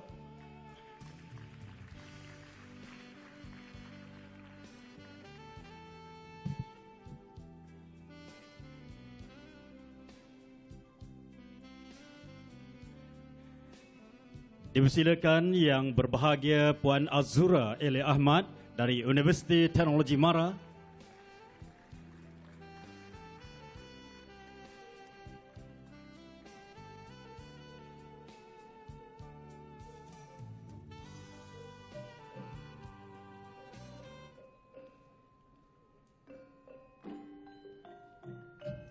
Dipersilakan Yang Berbahagia Profesor Madya Dr. Chandran Sumasundram dari Universiti Melaya.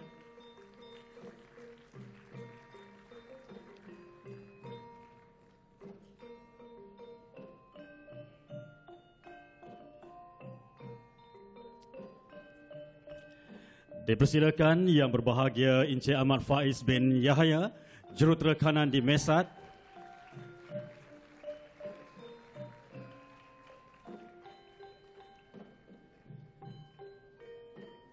Dan yang terakhir dipersilakan Yang Berbahagia Encik Zamir Hamdi bin Hamdan, Pegam Bela dan Pengacara.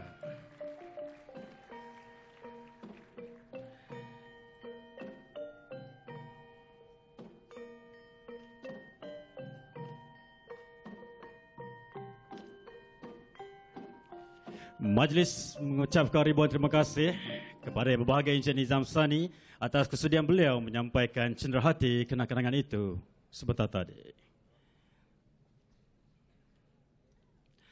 Untuk makluman hadirin sekalian, keputusan pertandingan akhir bahas bahasa Inggeris yang berlangsung sebentar tadi hanya akan diumumkan bersama-sama keputusan bahas bahasa Melayu yang akan berlangsung sebentar lagi. Majlis akan berhenti rahat seketika untuk beri laluan kepada jawatan kuasa kerja melakukan persiapan. Para hadirin diminta untuk berada semula di tempat duduk masing-masing sebelum kita mulakan acara seterusnya. Sekian, wabillahi taufiq wa hidayah. Wassalamualaikum warahmatullahi wabarakatuh.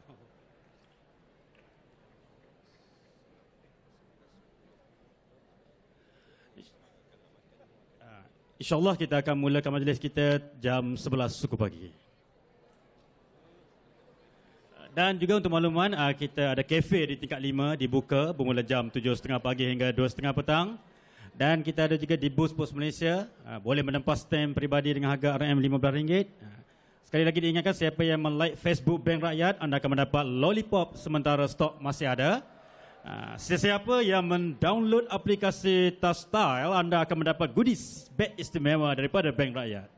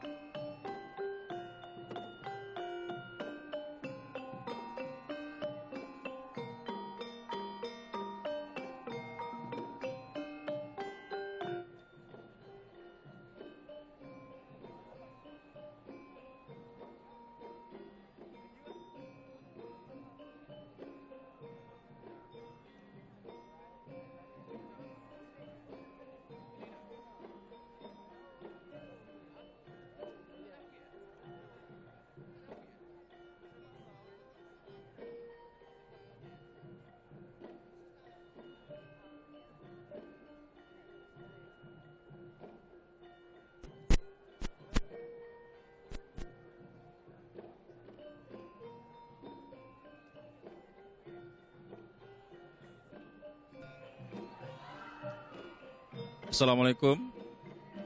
Testing, testing. Testing, testing.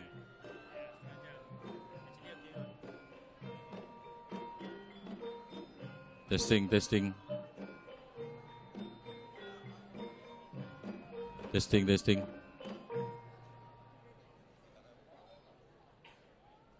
Testing, testing. Testing, testing.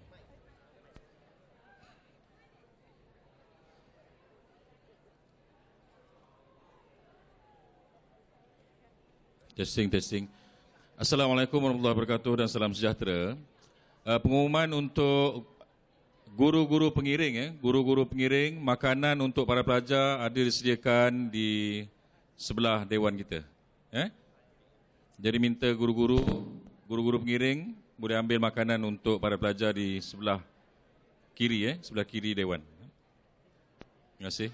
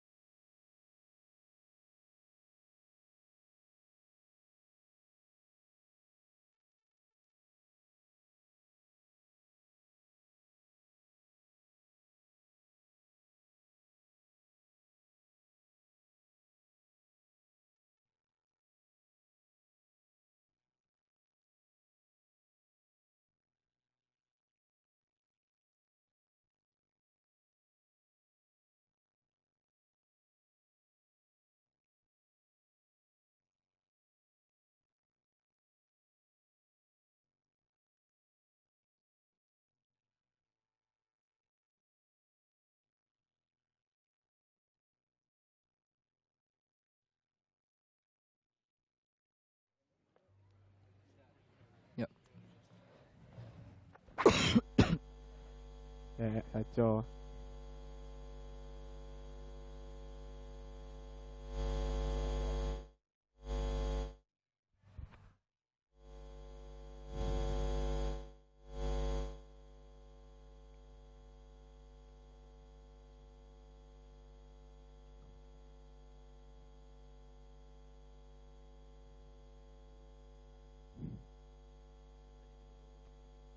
Satu ke?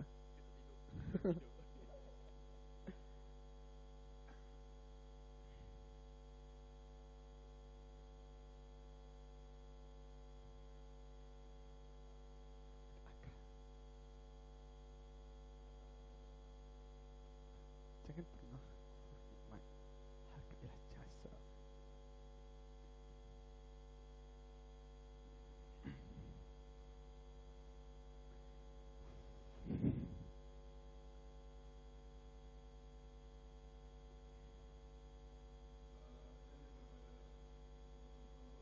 Masuk ke Dewan, sila gunakan pintu di sebelah belakang.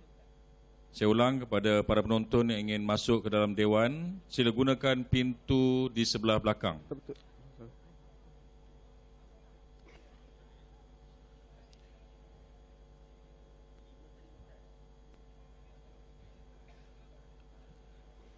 Baik, Assalamualaikum warahmatullahi wabarakatuh dan salam sejahtera. Hadirin yang dihormati, sebelum kita memulakan majlis, ada beberapa perkara yang perlu diingatkan kerana majlis kita pada hari ini akan disiarkan secara langsung di seluruh dunia melalui www.eduwebtv.com.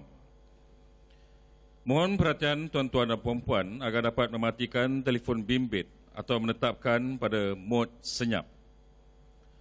Mohon kepada semua hadirin, terutamanya para pelajar, agar dapat meminimumkan pergerakan anda.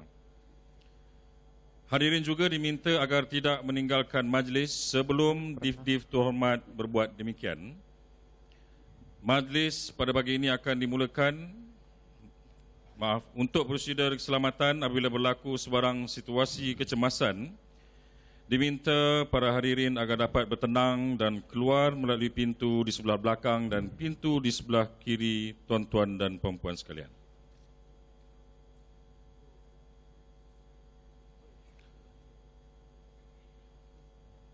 Kepada tuan-tuan dan puan-puan yang meletakkan kenderaan di dalam premis Menara Kembar Bank Rakyat ini, anda boleh mendapatkan potongan harga istimewa dengan membawa tiket parking ke kaunter validate yang disediakan di hadapan pintu masuk sebelah kiri Dewan selepas majlis berakhir. Semoga majlis kita pada hari ini berjalan lancar dan dirahmati Allah SWT. Dan sekian, terima kasih.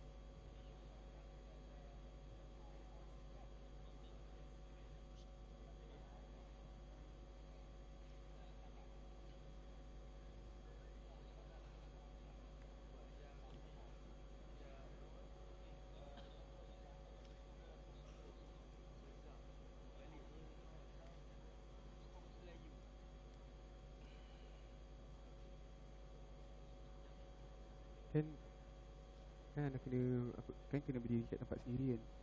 Anda tak macam nampak ke tepi sangat. Itu biasa.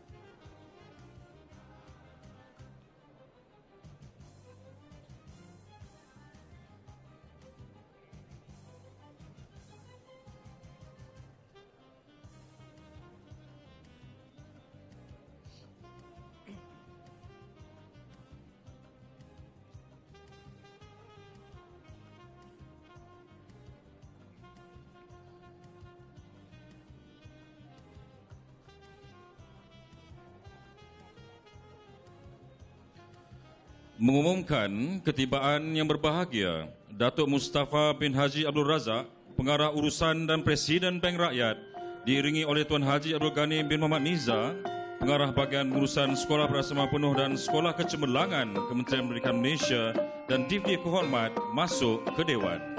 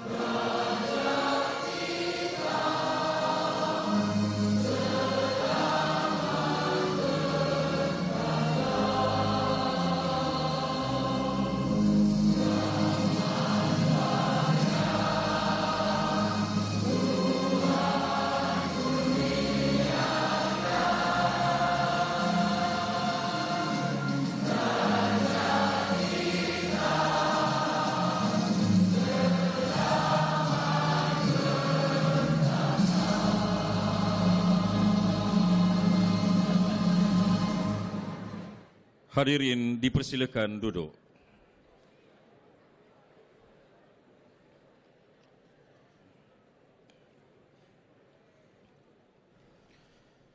Assalamualaikum warahmatullahi wabarakatuh. Salam sejahtera dan salam satu Malaysia. Yang berbahagia, Datuk Mustafa bin Haji Abdul Razak, Pengarah Urusan dan Presiden Bank Rakyat. Yang berbahagia, Tuan Haji Abdul Ghani bin Muhammad Niza, Pengarah Bahagian Pengurusan Sekolah Berasrama Penuh dan Sekolah Kecemerlangan, Kementerian Pendidikan Malaysia. Yang berbahagia, pengarah-pengarah bahagian Kementerian Pendidikan Malaysia dan pengarah-pengarah Jabatan Pendidikan Negeri yang berusaha barisan kepimpinan pengetua Sekolah Berasrama Penuh, yang berusaha pegawai-pegawai dari Bank Rakyat, yang dihormati para tetamu jemputan, tuan-tuan dan puan-puan, para pelajar dan hadirin sekalian. Dari Dewan Tun Abdul Razak, Menara Kembar Bank Rakyat, dipersembahkan pertandingan akhir Bahas Bahasa Melayu Piala Perdana Menteri ke-42 tahun 2015.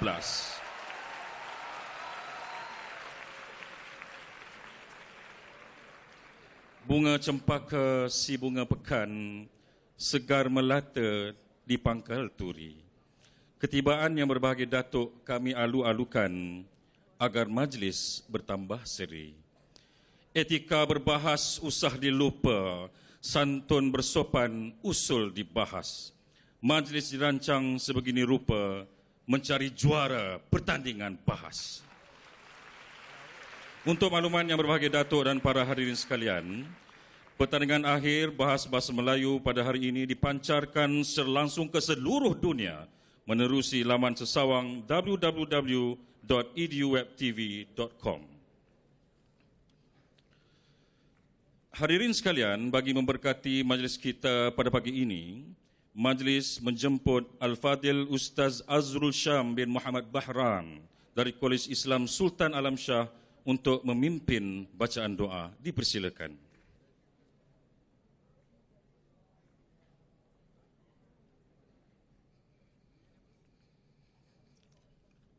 Assalamualaikum warahmatullahi wabarakatuh. Al-Fatihah. أعوذ بالله من الشيطان الرجيم بسم الله الرحمن الرحيم الحمد لله رب العالمين الرحمن الرحيم مالك يوم الدين إياك نعبد وإياك نستعين اهدنا الصراط المستقيم صراط الذين أنعمت عليهم غير المغضوب عليهم ولا الضالين آمين. أعوذ بالله السميع العليم من الشيطان الرجيم بسم الله الرحمن الرحيم الحمد لله رب العالمين والصلاة والسلام على أشرف الأنبياء والمرسلين وعلى آله وصحبه أجمعين. اللهم إننا نشهد أنك أنت الله لا إله إلا أنت الأحد الصمد لم يلد ولم يولد ولم يكن له كفوا أحد. Alhamdulillah hamdan katsira. Segala puji-pujian kehadratmu atas setiap perkenan dan limpahan kurniaan, atas iman dan Islam yang ianya adalah dua nikmat terbesar, dan atas izinmu ya Allah jika kami masih lagi dapat menghirup nyaman kehidupan di atas bumi-Mu ini. Ya Allah ya Rahman, di saat penuh barakah ini, kami berhimpun merafakkan sederap tangan kehambaan, memohon agar Engkau terus-menerus memayungkan keberkatan atas apa yang kami lakukan, khususnya bersempena majlis ini, majlis pertandingan akhir Bahas Piala Perdana Menteri kali ke-42 pada tahun 2015. Dari permulaannya ke pertengahannya bahkan sehingga penghujungnya, seperti mana Engkau berkati kehidupan kami dulu, kini dan selama-lamanya jua dengan izin-Mu. Ya Allah, ya Karim, ya Jawad, Engkaulah sumber setiap kemuliaan. Tiadalah kemuliaan bagi kami melainkan kemuliaan hasil ketakwaan kepada-Mu ya Allah. Maka dengan itu Kau kurniakanlah kepada kami dan anak-anak pelajar pembahas keilmuan pada hari ini nilai takwa tertinggi dalam kehidupan yang penuh mehnah dan tribulasi, agar dengannya kami dapat membezakan yang mana benar, yang mana salah dalam memilih al-haq berbanding yang batil. Lantas dapat kami memilih jalan menuju syurgamu untuk kami telusurinya berbanding jalan kesesatan, jalan ke neraka untuk kami hindarinya. Ya Allah, ya fa'alul lima yurid. Engkaulah penguasa alam ini, penguasa teragung di langit dan di bumi, yang melakukan apa sahaja pada setiap masa yang engkau kehendaki. Jadikanlah kami yang hadir sama berdoa pada majlis di dalam dewan terindah ini sebagai muslim mukmin yang menepati Islam dan iman kepadamu. Limpahkanlah maghfirah dan keampunan buat kami dari sisimu. Hiasilah diri kami dengan akhlak kemuliaan bak Nabi kekasihmu. Rezekikanlah kami dengan halalan tayyibah untuk kami dekat bertaqarrub kepadamu. Ilhamkanlah kami perilaku ma'ruf, amal saleh dan ihsan sebagai ubudiyah ke hadratmu. Pasakkanlah dalam jiwa kami erat-erat akan semangat cinta kecemerlangan dalam perjuangan kerana-Mu. Lantas dengannya nanti kami mampu tegar beristiqamah sehingga kemenangan tatkala bertemu-Mu nanti pada hari yang tiada naungan melainkan daripada naungan-Mu. Ya Allah, ya qadiyal hajat wa ya munzilal barakat. Pada Engkaulah segala doa permohonan kami panjatkan, moga dimakbulkan sekalian hajat dan keberkatan. Allahumma ja'al jam'ana hadha jam'an marhuma wa tafarruqana min ba'dihi tafarruqan ma'suma wa la taj'al Allahumma fina wala ma'ana wala bina syaqiyya wala matruda wala mahruma birahmatika ya arhamar rahimin. Allahumma ighfir lana dhunubana ولوالدينا وارحمهم كما ربونا صغارا. اللهم اغفر لنا ذنوبنا ولإخواننا الذين سبقونا بالإيمان ولا تجعل في قلوبنا غلا للذين آمنوا ربنا إنك رؤوف رحيم. ربنا آتنا في الدنيا حسنة وفي الآخرة حسنة وقنا عذاب النار وقنا عذاب النار وقنا عذاب النار. وصلى الله على سيدنا محمد وعلى آله وصحبه وبارك وسلم. سبحان ربك رب العزة عما يصفون وسلام على المرسلين والحمد لله رب العالمين. تقبل الله منكم منا ومنكم تقبل يا كريم.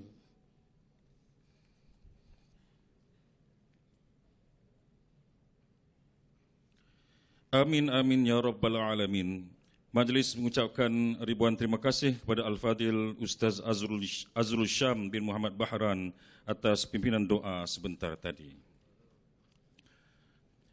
Para hadirin sekalian, pertandingan Bahas Piala Perdana Menteri merupakan satu pertandingan yang berprestij bagi warga sekolah berasrama penuh.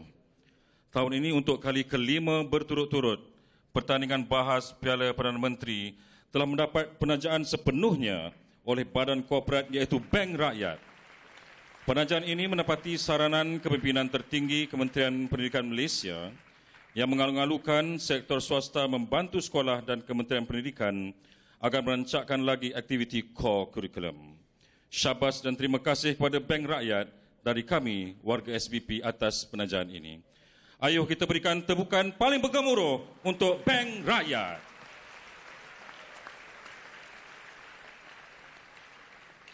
Terima kasih Daun Keladi. Tahun depan tajalah kami lagi, Datuk.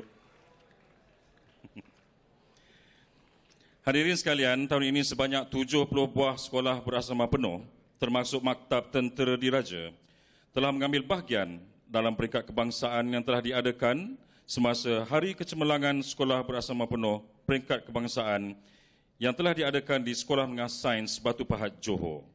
Sebenar Hari Kecemerlangan Sekolah Berasrama Penuh ke-42 yang telah berlangsung pada 21 hingga 26 Mei 2015.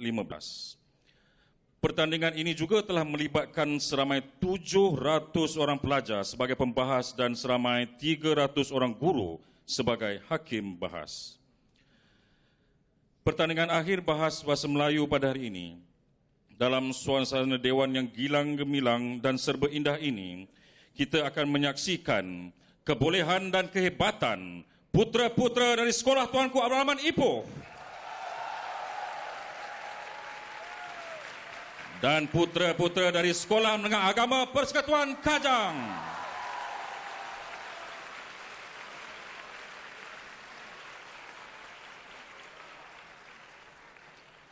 Hadirin sekalian, bagi meneruskan pertandingan, majlis dengan segala hormatnya menjemput Speaker Dewan Encik Muhammad Halim bin Muhammad Dom bersama-sama para pembahas naik ke pentas. Dipersilakan.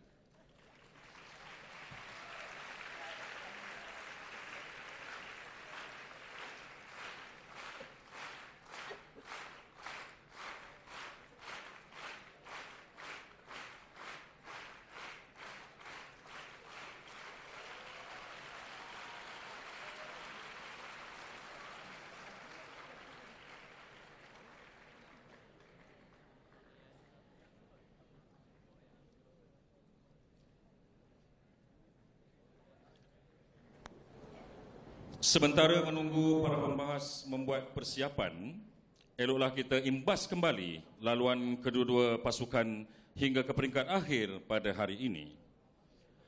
Pada peringkat suku akhir, pasukan dari Sekolah Menengah Agama Persekutuan Kajang telah menewaskan pasukan dari Kolej Melayu Kuala Kangsar. Dan pada peringkat separuh akhir pula, mereka telah menundukkan pasukan Bahas dari Sekolah Sultan Alam Shah, seterusnya meraihkan diri ke pertandingan akhir pada hari ini. Manakala pasukan dari Sekolah Tuanku Abdul Rahman pula, pada peringkat suku akhir mereka telah berjaya menewaskan pasukan dari Sekolah Menengah Sains Sabah. Dan pada peringkat separuh akhir, mereka telah mengalahkan pasukan Bahas dari Kolej Tunku Kursia. Dan seterusnya berjaya melangkah ke pertandingan akhir pada hari ini. Sekarang saya serahkan majlis kepada Speaker Dewan.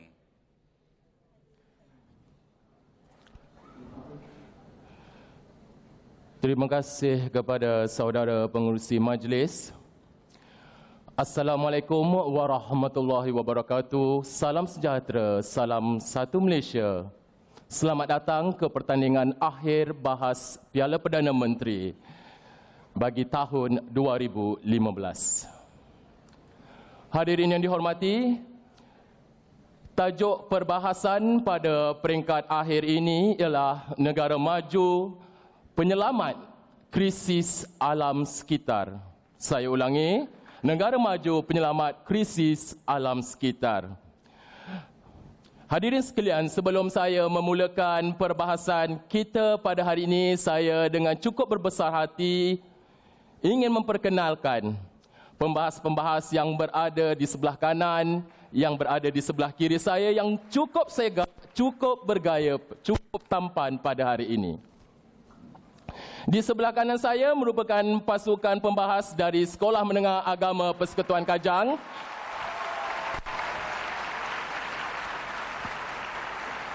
Dan di sebelah kiri saya pula ialah pasukan dari Sekolah Tuanku Abdul Rahman Ipoh.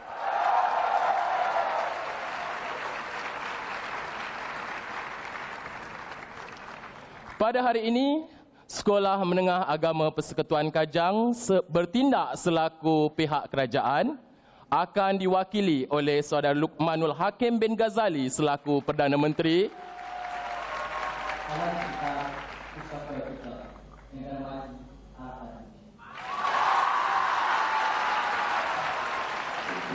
Seterusnya, Muhammad Faris bin Muhammad Idris yang akan bertindak sebagai Menteri Kedua.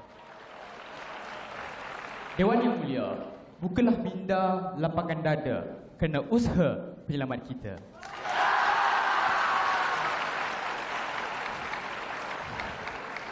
Dan Muhammad Luqman bin Ismail Zawawi sebagai Menteri Ketiga. Dewan mulia, jangan pernah kufur nikmat, hargailah jasa sang penyelamat. Sementara pembahas simpanan dari Sekolah Menengah Agama Persekutuan Kajang pula ialah Muhammad Amar bin Sahazubir.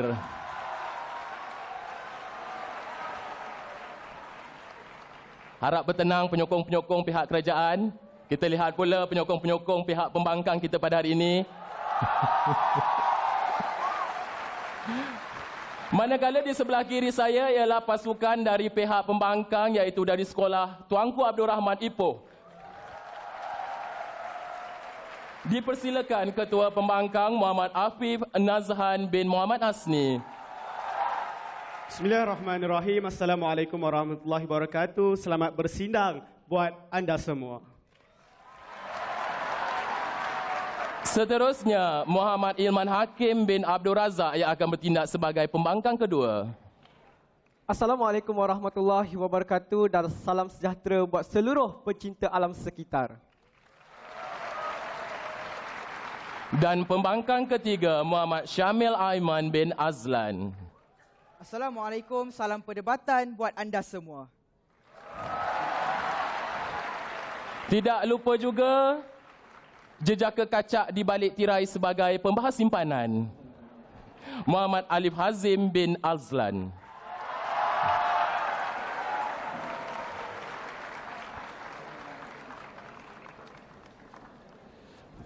Hadirin sekalian, pertandingan akhir Bahasa Melayu Piala Perdana Menteri 2015 pada kali ini akan diwakili oleh barisan panel hakim yang cukup berpengalaman, cukup berwibawa. Diperkenalkan Encik Azrai bin Azmi, pensyarah dari Institut Pendidikan Guru Kampus Pendidikan Teknik Nilai.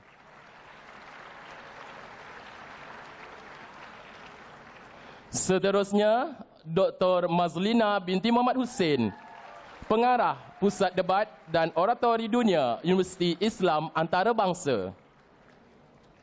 Berikutnya, Dr. Samsudin Osman, pensyarah Universiti Putra Malaysia, merangkap Ketua Hakim pertandingan pada hari ini. Tidak lupa Encik Muhammad Daud bin Mat Din, merupakan seorang peguam bela dan peguam cara. Katanya nak jadi model sebenarnya sebelum ini. Dan Encik Azizul Hakim bin Abdul Aziz, pegawai khas kepada Menteri Dalam Negeri Malaysia. Di samping itu, tidak lupa juga saya ingin memperkenalkan pembantu saya yang akan menjaga masa bagi setiap pembahas ketika menyampaikan hujah-hujah mereka, iaitu Muhammad Uwais bin Sobri dan Muhammad Arif bin Diamim, pelajar idaman dari Kolej Islam Sultan Alam Shah, Kelang, Selangor. Nampaknya pada hari ini saya hanya dikelilingi oleh kumbang-kumbang, yang ada hanya Dr. Mazlina sahaja. Baiklah.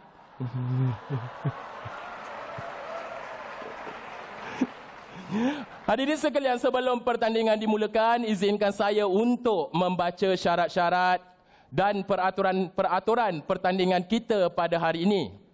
Dari segi ucapan, markah bagi ucap utama berdasarkan isi 30 markah, gaya 30 markah, bahasa 20 markah, strategi 20 markah dan jumlah keseluruhan 100 markah. Berikutnya, markah bagi ucapan penggulungan pula akan diberi berdasarkan isi 15 markah, gaya 15 markah, bahasa 10 markah, strategi 10 markah dan jumlahnya 50 markah. Dari segi masa, setiap pembahas akan diberikan masa selama 8 minit untuk menyampaikan hujah-hujah mereka. Izin laluan hanya boleh dikemukakan selepas minit pertama dan loceng akan dibunyikan sekali.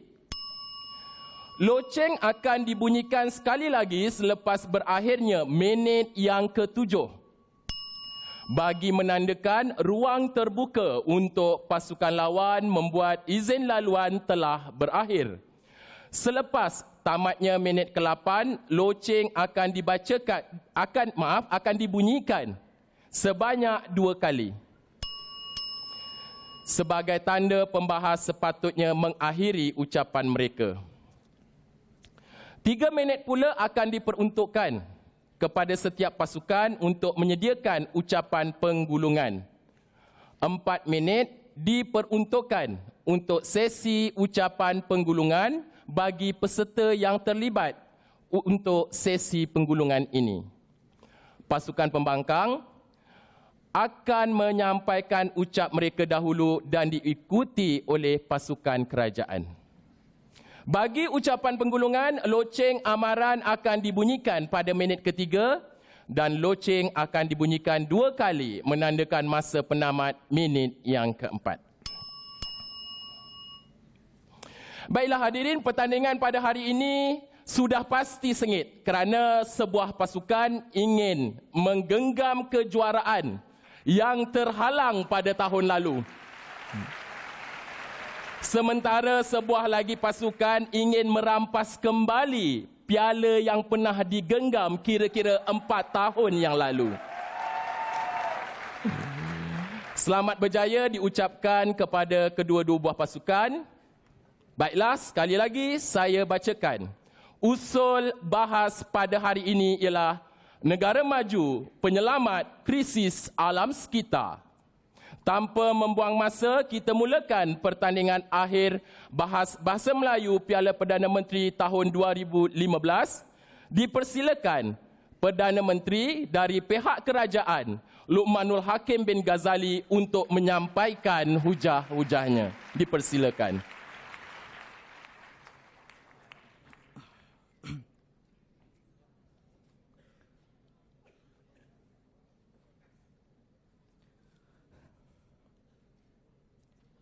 Bismillahirrahmanirrahim. Assalamualaikum warahmatullahi wabarakatuh. Tuan yang dipertua, dunia sedang dihambat impak pembangunan. Kelangsungan alam dan nyawa manusia menjadi pertaruhan. Bukan masa menuduh-menuding.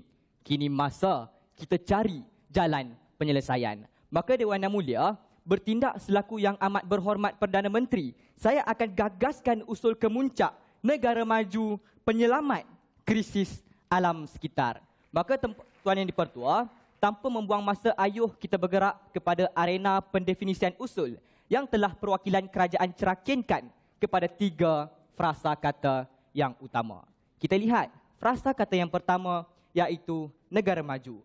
Menurut Institut Kajian Sosial Antarabangsa, negara maju merupakan kelompok negara yang sudah mencapai taraf tertinggi dari segi taraf hidup dan pencapaian ekonomi seperti negara G7.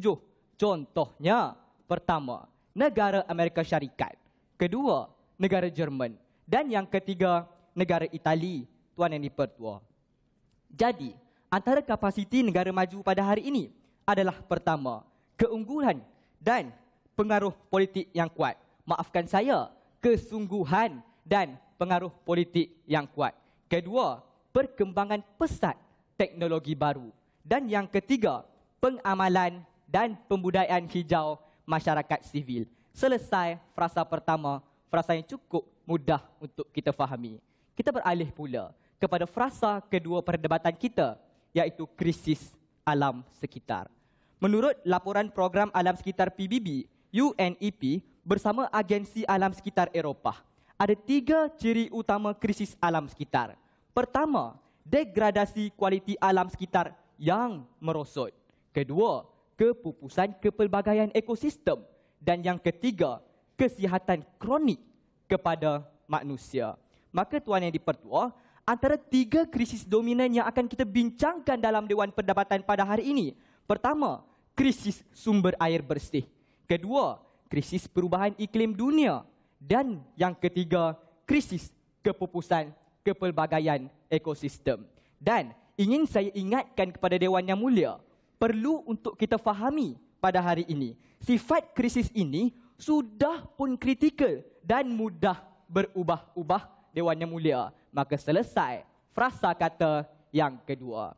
Ayuh kita lihat pula frasa penentu perdebatan kemuncak hari ini, iaitu frasa penyelamat. Berkesinambungan daripada kedua-dua sifat krisis ini, keadaan negara maju sebagai penyelamat akan kami bawa melalui 2 perspektif utama. Pertama, apabila krisis berupaya dipulihara. Yang kedua, apabila krisis boleh dikawal. Duduk yang berhormat, teruskan menyalin. Dan tuan yang dipertua, apakah instrumen menyelamat yang dilakukan oleh negara maju? Pertama, pada hari ini tuan yang dipertua, rundingan antarabangsa. Kedua, teknologi. Dan yang ketiga, pergerakan hijau. Tuan Yang di-Pertua, selesai arena pendefinisian usul. Ayuh kita lihat pula pendirian perwakilan kerajaan.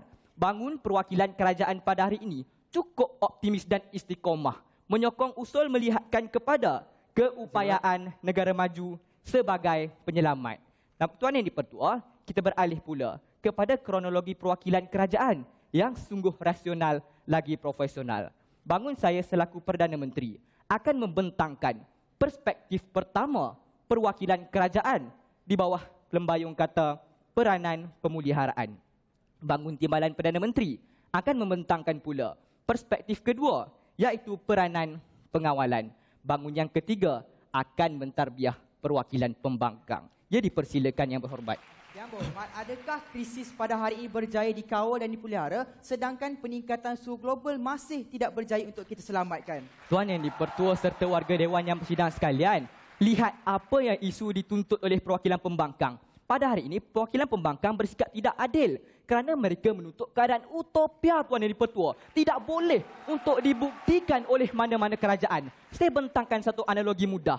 Ada bukit yang sudah ditarah. Pembangkang tuntut kami kembalikan bentuk bukit seperti biasa. Mustahil, Yang Berhormat. Kalau kami tunjukkan bukit itu boleh kita kawal daripada terus ditarah, sudah membuktikan keadaan penyelamat.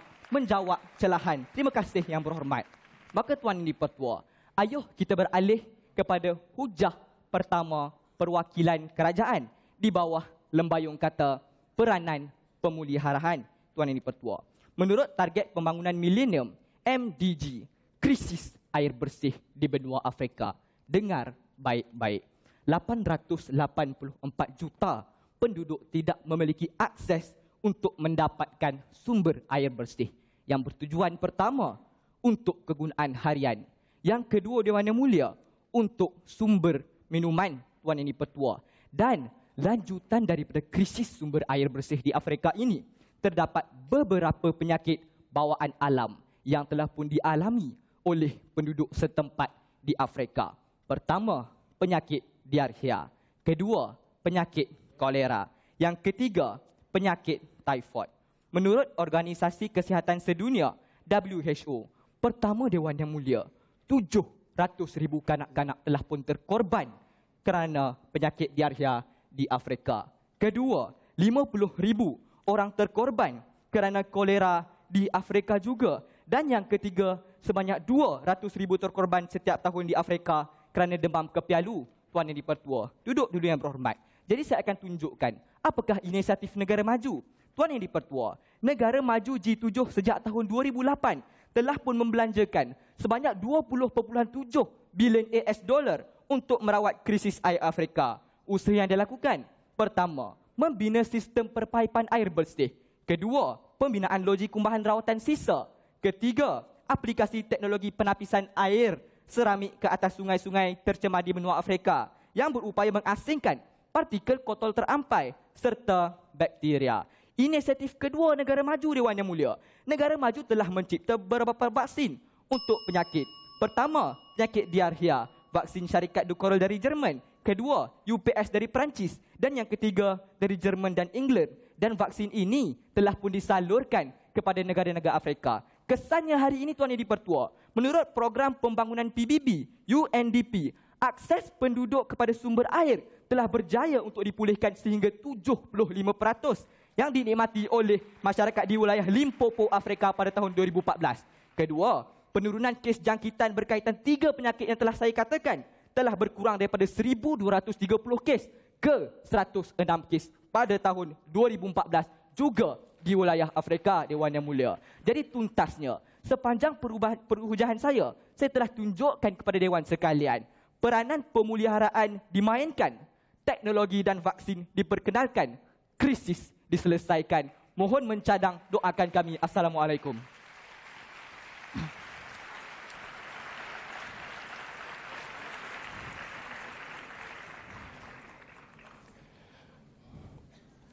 Terima kasih diucapkan kepada Luqmanul Hakim bin Ghazali.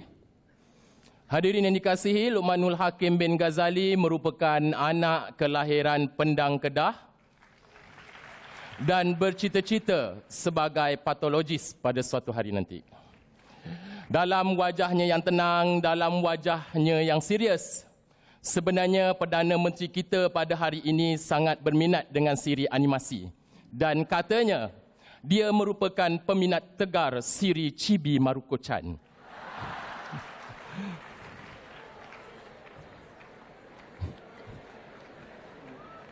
Seterusnya, tanpa melengahkan masa, dijemput Ketua Pembangkang dari pihak pembangkanglah, Muhammad Alif Nazhan bin Muhammad Asni untuk menyampaikan hujah-hujahnya. Dipersilakan.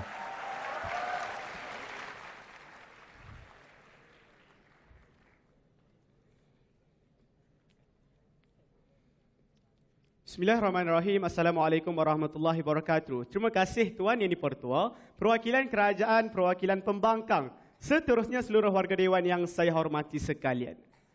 Dewan yang mulia, apabila alam sekitar ini sudah dicemari dan dinodai, ia sukar untuk diselamatkan kembali. Maka tanpa perwakilan pembangkang, kami ingin membangkang usul yang digagaskan oleh sahabat Perdana Menteri. Kononnya Tuan Yang Dipertua, negara maju penyelamat krisis alam sekitar. Maka tanpa selaku Ketua Pembangkang, obligasi pertama yang akan saya lakukan, respon serta penolakan pendefinisian usul perdebatan Tuan Yang Dipertua Dewan. Secara rumusannya, di perwakilan pembangkang, kami menerima bagi frasa pertama dan juga frasa kedua. Namun hari ini, kami tolak frasa ketiga yang disampaikan oleh Perdana Menteri, iaitu keadaan penyelamat. Masalah pertama dalam pendefinisian ini, keadaan dikawal di perwakilan kerajaan terlalu kabur Tuan Yang Dipertua Dewan. Kata Perdana Menteri, hari ini kita dapat mengawal krisis yang berlaku, namun tidak pernah untuk dispesifikasikan dan meletakkan pencirian. Apakah keadaan dikawal di panel perwakilan kerajaan? Adakah hari ini wujud penurunan dalam kadar pencemaran Tuan Yang Dipertua Dewan, ataupun krisis ini tidak berulang tahun demi tahun? Maknanya perlu mereka cerita apakah target akhir usul hari ini Tuan Yang Dipertua Dewan. Kedua, beliau juga menyatakan hari ini negara-negara maju mempunyai keupayaan. Persoalan saya hari ini, adakah negara-negara maju ini menggunakan keupayaan mereka sehabis baik untuk menyelamatkan alam sekitar Tuan Yang Dipertua Dewan? Saya berikan anda satu analogi yang cukup mudah. Hari ini saya tebang 1000 pokok. Namun hari ini saya hanya menanam 1 pokok Tuan Pertua. Maknanya saya tidak berupaya dengan bersungguh-sungguh untuk melaksanakan dan menyelamatkan alam sekitar ini. Inilah situasi yang berlaku di negara-negara maju Tuan Pertua Dewan.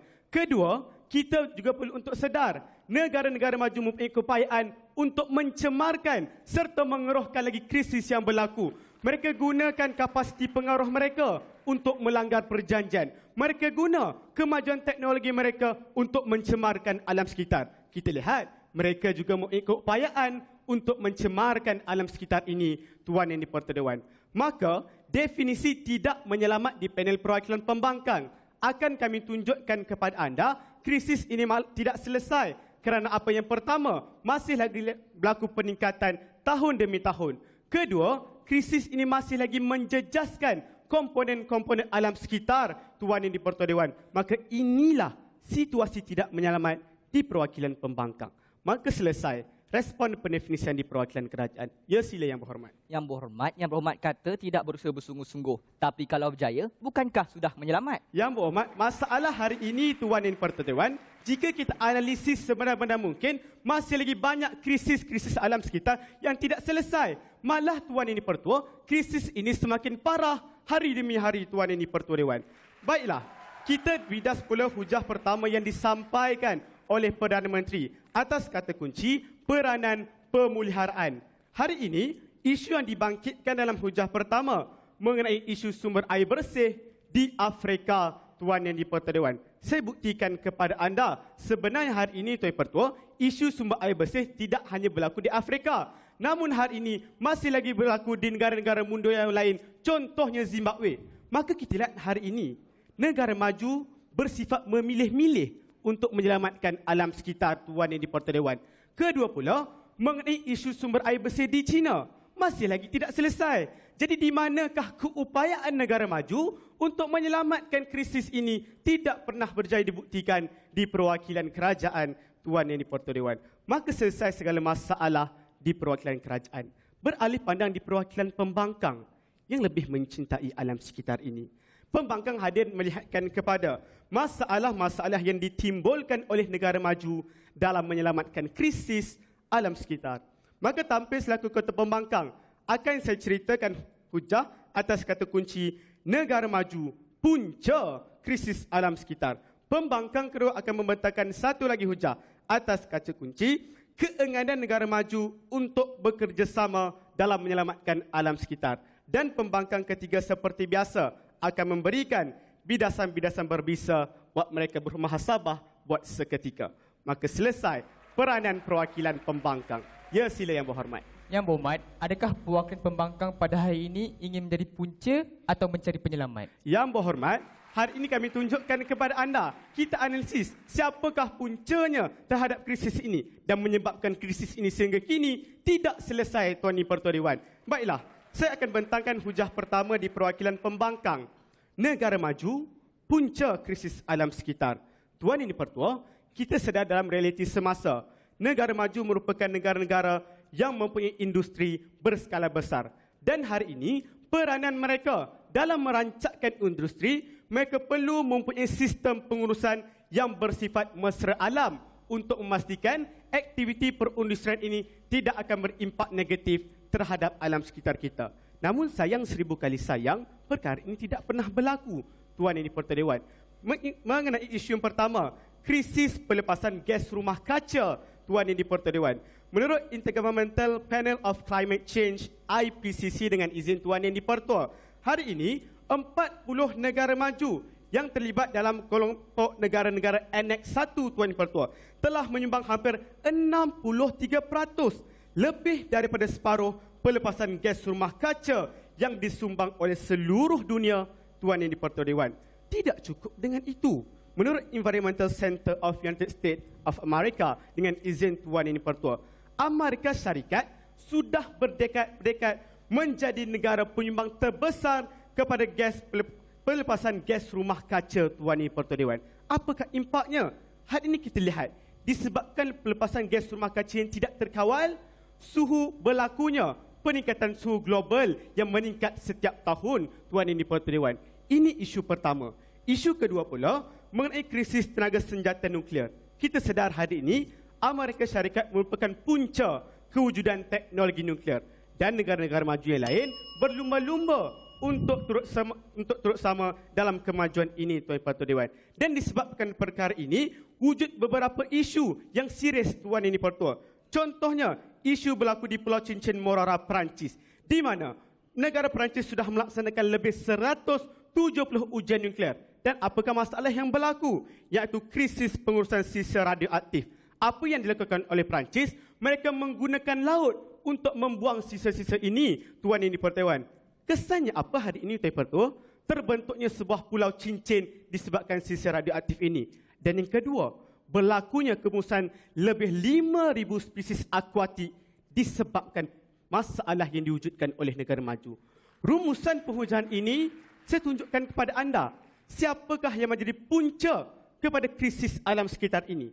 Dan kita perlu sedar, sehingga kini krisis ini masih tidak diselesaikan meskipun mereka mempunyai keupayaan. Maka tadi apa yang saya pinta, mohon membangkang. Assalamualaikum.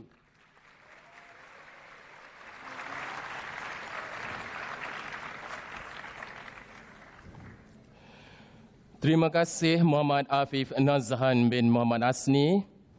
Untuk pengetahuan hadirin, Muhammad Afif Nazhan dilahirkan pada 3 Januari 1999, berasal dari Sungai Buloh, Selangor dan bercita-cita untuk menjadi seorang jurutera kimia pada suatu masa nanti. Baiklah, untuk meneruskan pertandingan bahas kita pada hari ini, dijemput dan dipersilakan Menteri Kedua dari pihak kerajaan, Muhammad Faris bin Muhammad Idris, untuk menyampaikan hujah-hujahnya. Dipersilakan.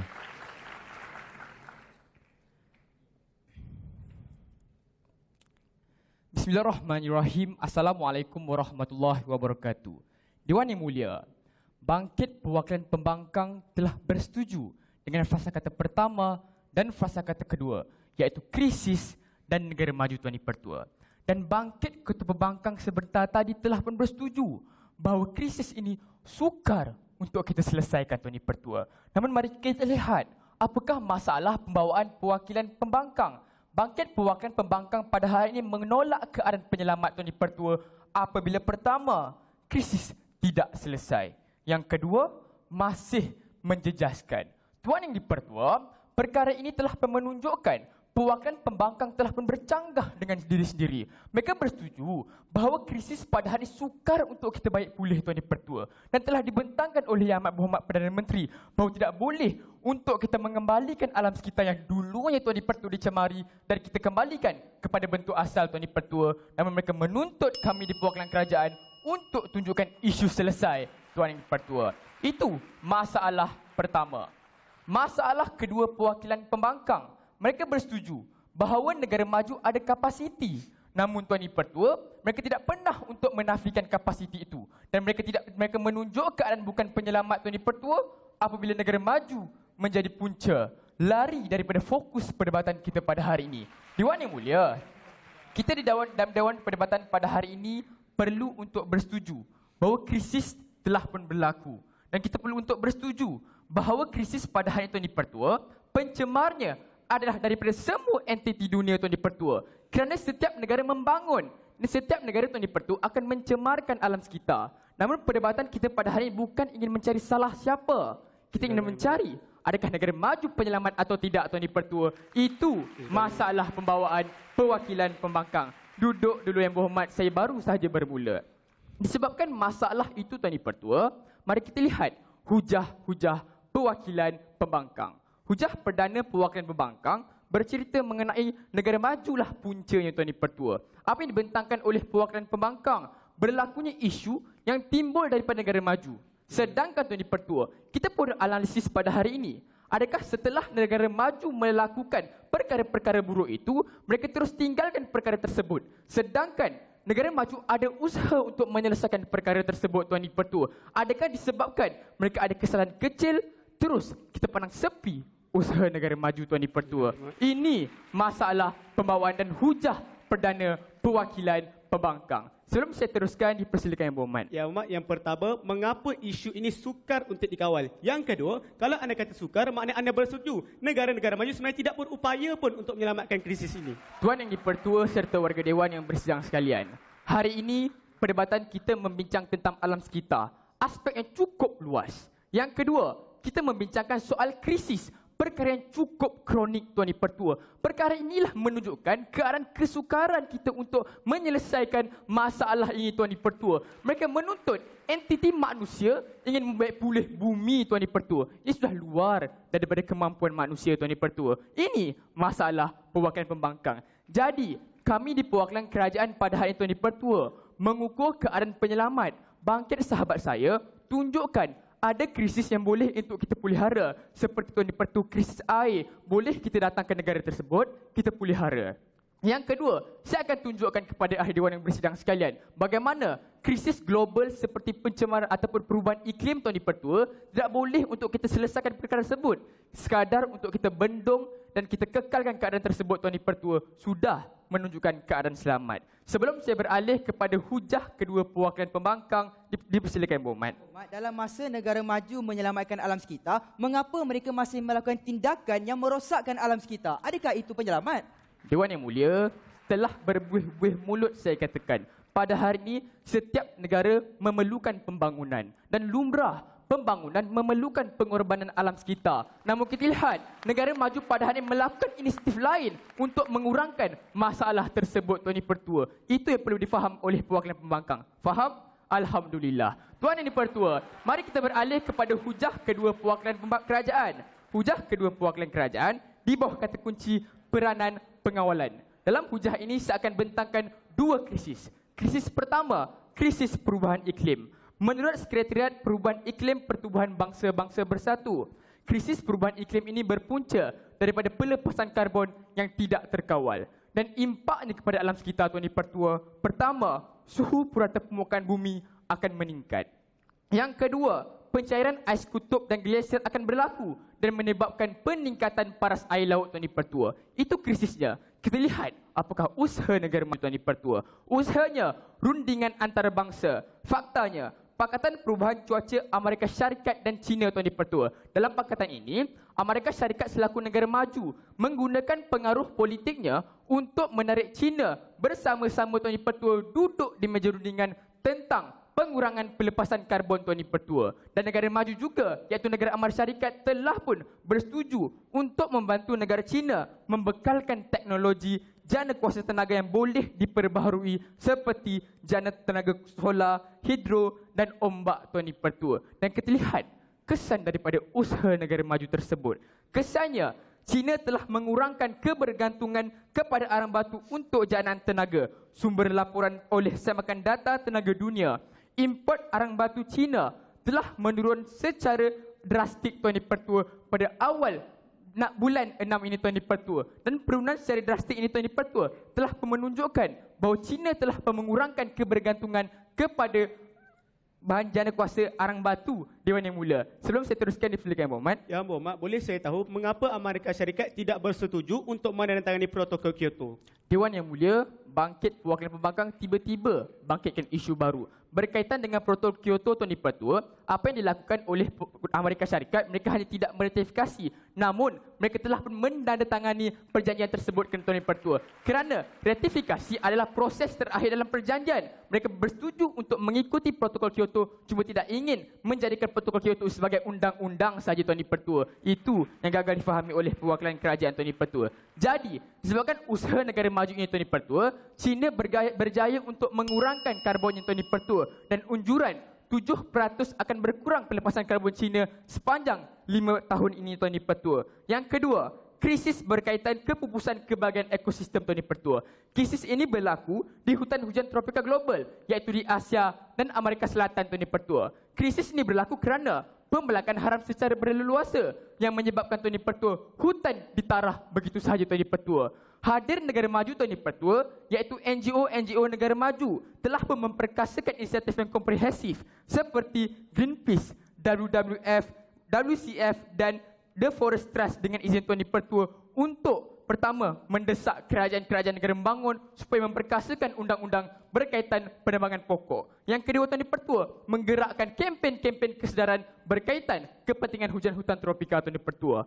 Kesannya pada hari ini, Tuan Yang Dipertua, pertama, kita bergaya untuk menggiatkan ataupun mengurangkan penggiatan pembalahakan haram sebanyak 40% pada tahun 2014, Tuan Yang Dipertua.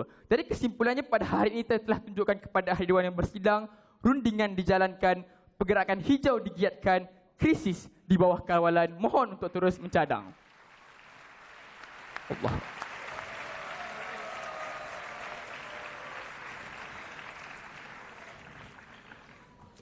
Terima kasih Muhammad Faris bin Muhammad Idris, seorang pembahas yang suka tersenyum sambil selfie katanya. Bercita-cita menjadi jurutera artistik dan baginya kejayaan adalah satu pilihan sebagai moto hidup.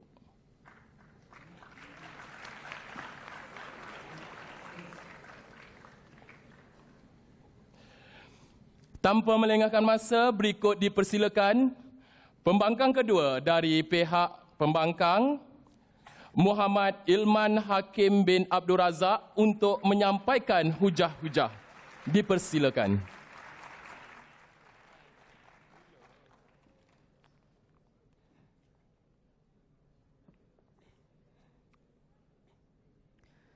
Bismillahirrahmanirrahim. Terima kasih Tuan Yang Dipertua, sahabat perwakilan pembangkang kerajaan seterusnya, warga dewan yang saya muliakan sekalian.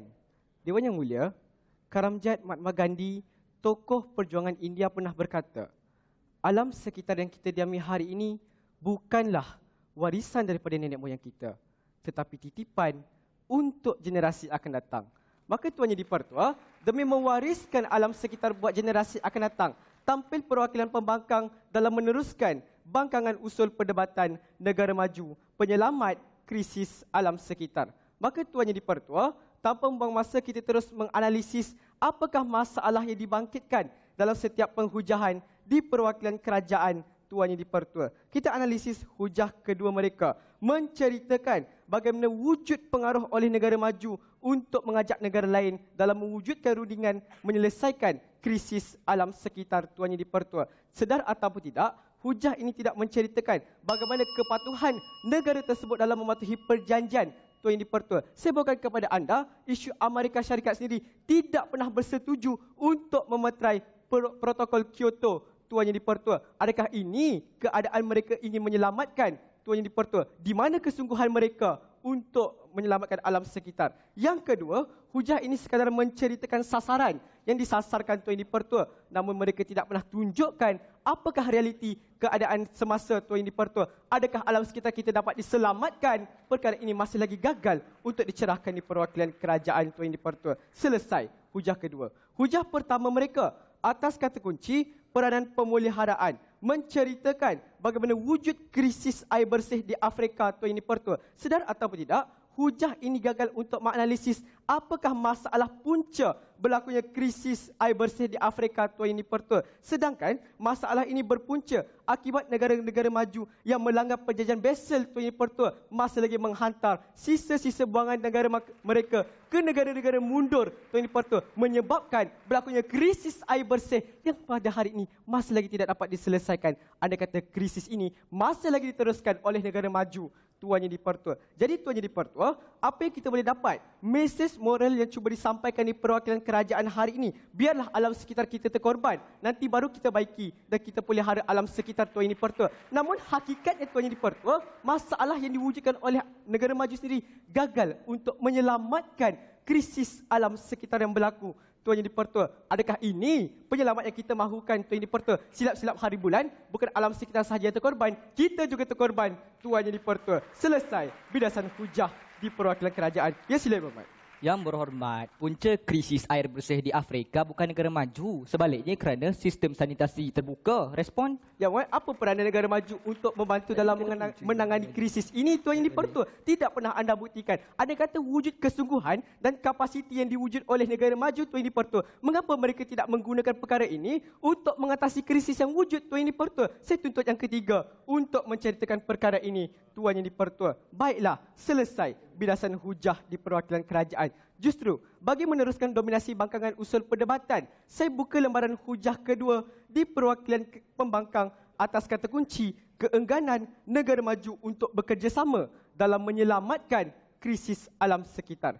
Dewan Yang Mulia, jika kita nilai kesinambungan hujah pertama dan hujah kedua ini Tuan Yang di-Pertua, jika bangkit yang berhormat Ketua Pembangkang menceritakan negara majulah punca kepada krisis alam sekitar Tuan Yang di-Pertua, dan hujah kedua saya akan ceritakan kita wujud mekanisme, namun dek kerana keengganan negara maju dalam menyertai perjanjian ini Tuan Yang di-Pertua dan bekerjasama, lantas kita gagal untuk menyelamatkan krisis alam sekitar Tuan Yang di-Pertua. Baiklah, kita nilai satu persatu isu protokol Kyoto Tuan Yang di-Pertua. Dalam persidangan rangka kerja Pertubuhan Bangsa-Bangsa Bersatu tentang perubahan iklim, protokol Kyoto membincangkan tentang pelepasan gas rumah kaca berdasarkan kadar yang telah ditetapkan ke atas setiap negara Tuan Yang di-Pertua. Dan matlamat protokol Kyoto ini dijangka bakal menurunkan suhu bumi antara 0.03 hingga 0.28 darjah Celsius setahun sehingga tahun 2050. Anda kata protokol ini dipatuhi dengan serius Tuan Yang di-Pertua. Namun, wujud keengganan oleh negara maju untuk bekerjasama dalam menyelesaikan krisis ini Tuan Yang di-Pertua. Apakah masalah yang dibangkitkan seperti Amerika Syarikat tidak bersetuju untuk menyertai perjanjian protokol Kyoto ini Tuan Yang di-Pertua. Sedangkan protokol Kyoto ini untuk melestarikan alam sekitar Tuan Yang di-Pertua. Namun kerana kepentingan ekonomi mereka melepas tangan Tuan Yang di-Pertua. Tidak pernah untuk memeterai protokol Kyoto ini Tuan Yang di-Pertua. Yang kedua, wujud negara-negara lain yang turut enggan mematuhi protokol ini Tuan Yang di-Pertua, seperti China dan Perancis. Kerana apa Tuan Yang di-Pertua? tiada ikatan undang-undang yang menghukum mereka anda kata mereka tidak mematuhi protokol ini, Tuan Yang di-Pertua. Dan apa yang menggerunkan tentang perkara ini, Tuan Yang di-Pertua, anda kata digambarkan pelepasan gas karbon oleh ketiga-tiga negara ini, Tuan Yang di-Pertua, ia melebihi daripada pembebasan gas karbon di seluruh dunia, Tuan Yang di-Pertua. Maka selesai bagi isu yang pertama. Ya, sila Yang Berhormat. Yang Berhormat, berkaitan protokol Kyoto. Di lanjutan Doha 2012, semua negara maju menarik diri kerana protokol Kyoto tidak pun mendapati matlamat sebenar. Ya Muhammad, anda kata pada ini wujud kesungguhan oleh negara maju untuk menyelamatkan krisis alam sekitar, saya kira mereka masih tetap mahu menandatangani protokol Kyoto ini, Tuan Yang di-Pertua. Namun apa yang dilakukan ibarat janji, hanya tinggal janji, Tuan Yang di-Pertua. Dan impak negatifnya apa? Menurut Climate Protection Program of United Nations dengan izin Tuan Yang di-Pertua, suhu global meningkat secara purata sebanyak 0.05% antara tahun 2008 hingga 2014, Tuan Yang di-Pertua, akibat pelepasan gas rumah kaca yang meningkatkan suhu bumi kerana apa? Keengganan negara maju dalam mematuhi protokol Kyoto, Tuan Yang di-Pertua. Selesai isu yang pertama. Isu yang kedua, perjanjian Basel, Tuan Yang di-Pertua, yang mana perjanjian Basel mengisarkan berkenaan tindakan menghalang pemindahan bahan-bahan buangan oleh negara maju ke negara-negara lain, terutamanya negara dunia ketiga dan negara mundur, Tuan Yang di-Pertua. Namun apakah masalah yang wujud keengganan negara Jerman dalam mematuhi perjanjian Basel ini, Tuan Yang di-Pertua? Tahukah anda, pada tahun 2008, Jerman menggunakan pengaruh mereka untuk menghantar sebanyak 15,000 tan metrik sisa toksik ke negara Afrika, Tuan Yang di-Pertua, yang mana mereka menggunakan kapasiti kewangan yang ada pada mereka untuk membayar pampasan kepada negara ini dan terus menghantarkan sisa toksik sehingga ke Afrika, Tuan Yang di-Pertua. Bererti pada hari ini mereka menggunakan kapasiti yang wujud pada mereka untuk terus melakukan pencemaran, Tuan Yang di-Pertua. Dan apakah impak negatifnya? Hari ini berlaku krisis untuk mendapatkan air bersih sehingga menjejaskan komponen alam sekitar seperti manusia, Tuan Yang di-Pertua. Tahukah anda, menurut Pertubuhan Kesihatan Dunia, 485 juta penduduk dunia tidak mendapat bekalan air bersih dan 90% daripadanya adalah di benua Afrika, Tuan Yang di-Pertua. Disebabkan keengganan negara maju untuk mematuhi perjanjian ini, maka perkara inilah yang menggambarkan negara maju bukanlah penyelamat krisis alam sekitar, Tuan Yang di-Pertua. Jadi Tuan Yang di-Pertua, sebelum saya berundur diri, ingin saya pertegakkan kembali pendirian kami di perwakilan kerajaan. Melihat kepada masalah-masalah yang ditimbulkan oleh negara maju dalam menyelamatkan krisis alam sekitar, maka usul perlu ditolak Dewan. Assalamualaikum.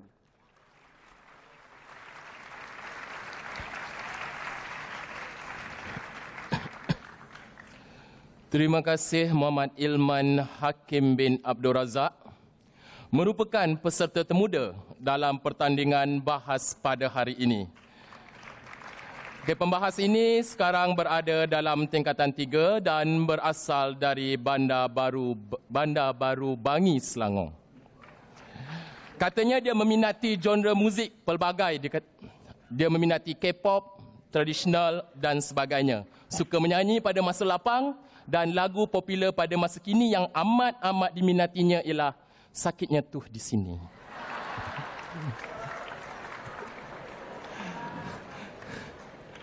Baiklah, tanpa melengahkan masa, kita teruskan dengan menjemput Menteri ketiga dari pihak kerajaan, Muhammad Luqman bin Ismail Zawawi, untuk menyampaikan bidasan-bidasan beliau. Dipersilakan.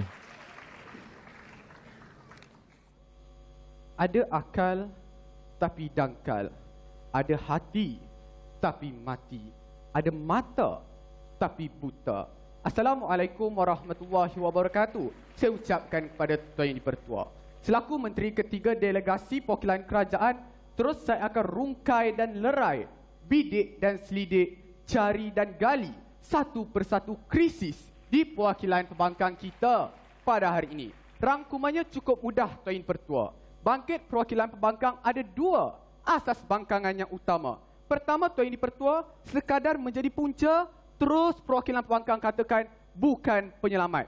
Yang kedua pula, dengan keadaan tidak meratifikasi, juga keadaan perwakilan pembangkang menjustifikasi keadaan bukan penyelamat. Ini adalah satu pembawaan songsang di perwakilan pembangkang. Kerana apa, Tuan Yang di-Pertua? Kita harus faham, bahawa tindakan perwakilan pembangkang adalah satu tindakan mengungkit-ungkit Tuan Yang di-Pertua. Perwakilan pembangkang pada hari ini menutup kebaikan yang dilakukan oleh negara maju Tuan Yang di-Pertua, namun mengangkat masalah yang dilakukan oleh perwakilan pembangkang. Sedangkan Tuan Yang di-Pertua, di akhir perdebatan pada hari ini, kita dapat tentukan ada ataupun tidak watak penyelamat dalam negara maju dalam kisah alam sekitar ini. Jadi, selaku pembangkang yang baik, mereka harus nafikan bahawa sebenarnya inisiatif negara maju ini lemah, hasil pun lemah, krisis terus membarah. Itu sepatutnya dibuktikan oleh perwakilan pembangkang. Namun tidak satu persatu mengungkit-ungkit dalam Dewan Perdebatan. Ya, dipersilakan. Yang Muhammad, anda kata pada ini anda menikam yang pertama, lalu anda rawat dengan meletakkan plaster pada kesentikaman. Namun yang pertama meninggal dunia. Adakah anda dikira sebagai penyelamat? Tuan Yang di-Pertua, ini masalah anak didik Karamcam Mahatma Gandhi ini, Tuan Yang di-Pertua. Kerana dalam perdebatan pada hari ini, kita harus faham, kita ukur penyelamat respon selepas krisis, Tuan Yang di-Pertua. Jika perwakilan pembangkang hanya berbicara mengenai punca, mereka tidak pernah untuk menafikan keadaan penyelamat, Tuan Yang di-Pertua. Kami buktikan instrumen penyelamat ini kuat, Tuan Yang di-Pertua, menyebabkan kita berjaya kawal, kita berjaya bendung krisis-krisis ini. Jadi pembangkang yang baik, ketua pembangkang yang baik harus nafikan ini tidak serba lemah dalam analisisnya. Baiklah Tuan Yang di-Pertua. Yang kedua pula, sekadar perwakilan pembangkang katakan tidak meratifikasi, terus bukan penyelamat. Sedangkan Tuan Yang di-Pertua, mereka tidak pernah sedar, mereka tidak pernah tunjukkan pun bagaimana dengan tidak meratifikasi ini negara maju terus melakukan kemudaratan kepada negara maju, Tuan Yang di-Pertua. Itu yang pertama. Yang kedua pula, ahli dewan yang bersidang, mereka tidak pernah sedar bahawa sebenarnya mereka telah memandang serong komitmen negara maju. Persoalan saya, bagaimana dengan tidak meratifikasi, segala usaha juga komitmen di perwakilan pembangkang terus mereka padamkan. Gelabah terus, nampaknya. Ya, dipersilakan. Yang Berhormat, kalaulah negara maju ini benar-benar menyelamat, mengapa mereka tidak turut sama dalam usaha-usaha untuk menyelamatkan alam sekitar? Tuan Yang di-Pertua serta ahli dewan yang bersidang, saya akan tunjukkan sebenarnya negara maju ini sedar, juga mereka sedar apakah sebenarnya yang berlaku tentang protokol ini. Saya akan tunjukkan dalam pembidasan anak didik Karamcam Mahatma Gandhi sebentar tadi. Tuan Yang di-Pertua, ahli dewan yang bersidang, kita lihat apa yang negara maju lakukan, Tuan Yang di-Pertua, walaupun mereka tidak meratifikasi. Pertama, mereka menggerakkan kesedaran hijau kepada negara mundur, juga negara membangun, Tuan Yang di-Pertua, menyebabkan kesedaran hijau ini dapat kita peroleh, Tuan Yang di-Pertua. Jadi masalah sanitasi terbuka dapat kita bendung. Yang ketiga, nafikan perkara itu. Jadi anak jantan, jangan tuntut krisis lain yang tidak diselesaikan.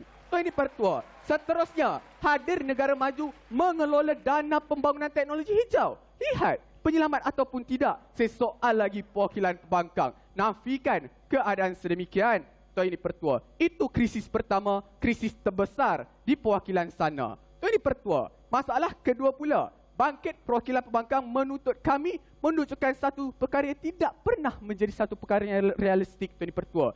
Mereka menuntut kami tunjukkan keadaan selesai, Tuan Yang di-Pertua, keadaan tiadanya negara mencemarkan. Sedangkan Tuan Yang di-Pertua, masalah di perwakilan di seberang sana, mereka tidak pernah tunjukkan pun krisis yang berlaku ini membarah, Tuan Yang di-Pertua. Kerana dalam perdebatan pada hari ini, mereka sekadar menunjukkan punca. Dan apa yang harus kita faham, Tuan Yang di-Pertua, sekadar kami tunjukkan negara maju ini memperkenalkan instrumen penyelamat. Mereka menggerakkan pelbagai apa cara yang mereka ada dan berjaya untuk membendung juga mengawal. Kami sudah berjaya untuk membuktikan negara maju penyelamat krisis alam sekitar. Ya, dipersilakan untuk kali ketiga. Ya Muhammad, adakah hari ini situasi terkawal anda? Oh, biarlah peningkatan suhu bumi berlaku, namun hari ini kita sudah ada usaha untuk menyelamatkannya.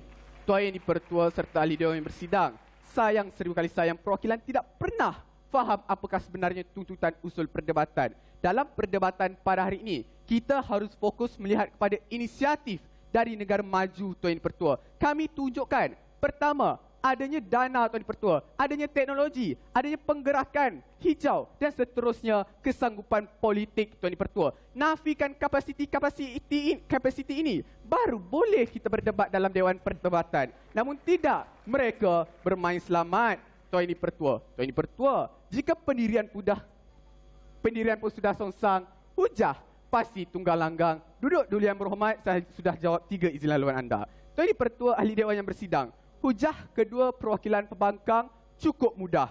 kegagalan meratifikasi Tuan Pertua. Isu yang dibangkitkan adalah keengganan Amerika Syarikat untuk meratifikasi protokol Kyoto. Tuan Pertua, apa yang harus kita faham? Kelemahan protokol Kyoto itulah yang menyebabkan negara maju tidak mahu untuk meratifikasi. Kerana protokol Kyoto ini bersifat pilih kasih, mengskop-skopkan negara yang mereka ingin tahan pengeluaran karbon Tuan Pertua. Jadi negara maju sedar bahawa itu bukan satu tindakan yang bijak. Jadi apa yang mereka lakukan? Pertama, menjadi ejen pendesak kepada dunia. Mengajak negara China duduk bersama. Kita berbincang bagaimana ingin selesaikan krisis alam sekitar ini Tuan Pertua. Jadi Tuan Pertua, itu yang harus kita faham dalam hujah kedua ini. Tidak boleh untuk kita tuntut keadaan sempurna dalam Dewan Perdebatan. Duduk dulu yang berhormat. Selesai membidas hujah kedua. Satu sudah tumbang, satu lagi bakal kecundang. Hati-hati yang berhormat, giliran anda bakal menjelang. Tuan Pertua, hujah pertama perwakilan pembangkang penuh dengan lagak gaya, namun lemah dari segi analisisnya. Tuan Pertua, kata perwakilan pembangkang pada hari ini, negara maju punca kerana berlakunya pengeluaran teknologi yang berbahaya. Sedangkan Tuan Pertua, dalam Convention Basel, negara maju sudah bersetuju untuk mengenakan tindakan baik kepada negara maju, membangun ataupun mundur Tuan Pertua. Jadi lihat, Amerika Syarikat telah dikenakan sebanyak $710,000 Amerika dalam mengenakan tindakan kerana mengeluarkan sisa-sisa berbahaya. Jika negara maju pun sudah kena, apalagi negara membangun dan sebagainya Tuan Pertua. Itu sebenarnya masalah perwakilan pembangkang. Dewan Yang Mulia, pada minit-minit akhir perdebatan, saya titipkan satu pesan buat renungan. Alam yang kita nikmati kini, kita pinjam dari pewaris generasi. Jangan sampai nanti hutan subur bertukar padang jarak, padang terkukur. Udara nyaman hanya satu kenangan. Flora dan fauna yang indah nian hanya suatu potret tatapan. Kerana pada waktu itulah ada yang menghulurkan bantuan, namun ada pula yang tidak pernah mematuhi pertikaian. Mohon untuk terus mencadang. Assalamualaikum.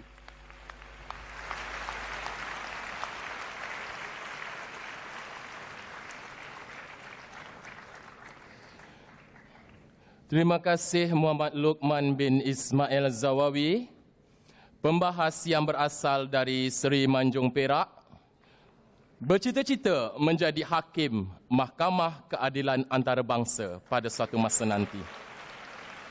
Dan memegang prinsip impian biar sampai ke awan, mimpi biar sampai ke bintang, seolah-olah sebuah drama Melayu. Baiklah, tanpa melengahkan masa, kini dipersilakan pula pembangkang ketiga dari Sekolah Tuanku Abdul Rahman Ipoh, Muhammad Syamil Aiman bin Azlan, untuk menyampaikan bidasan-bidasannya. Dipersilakan.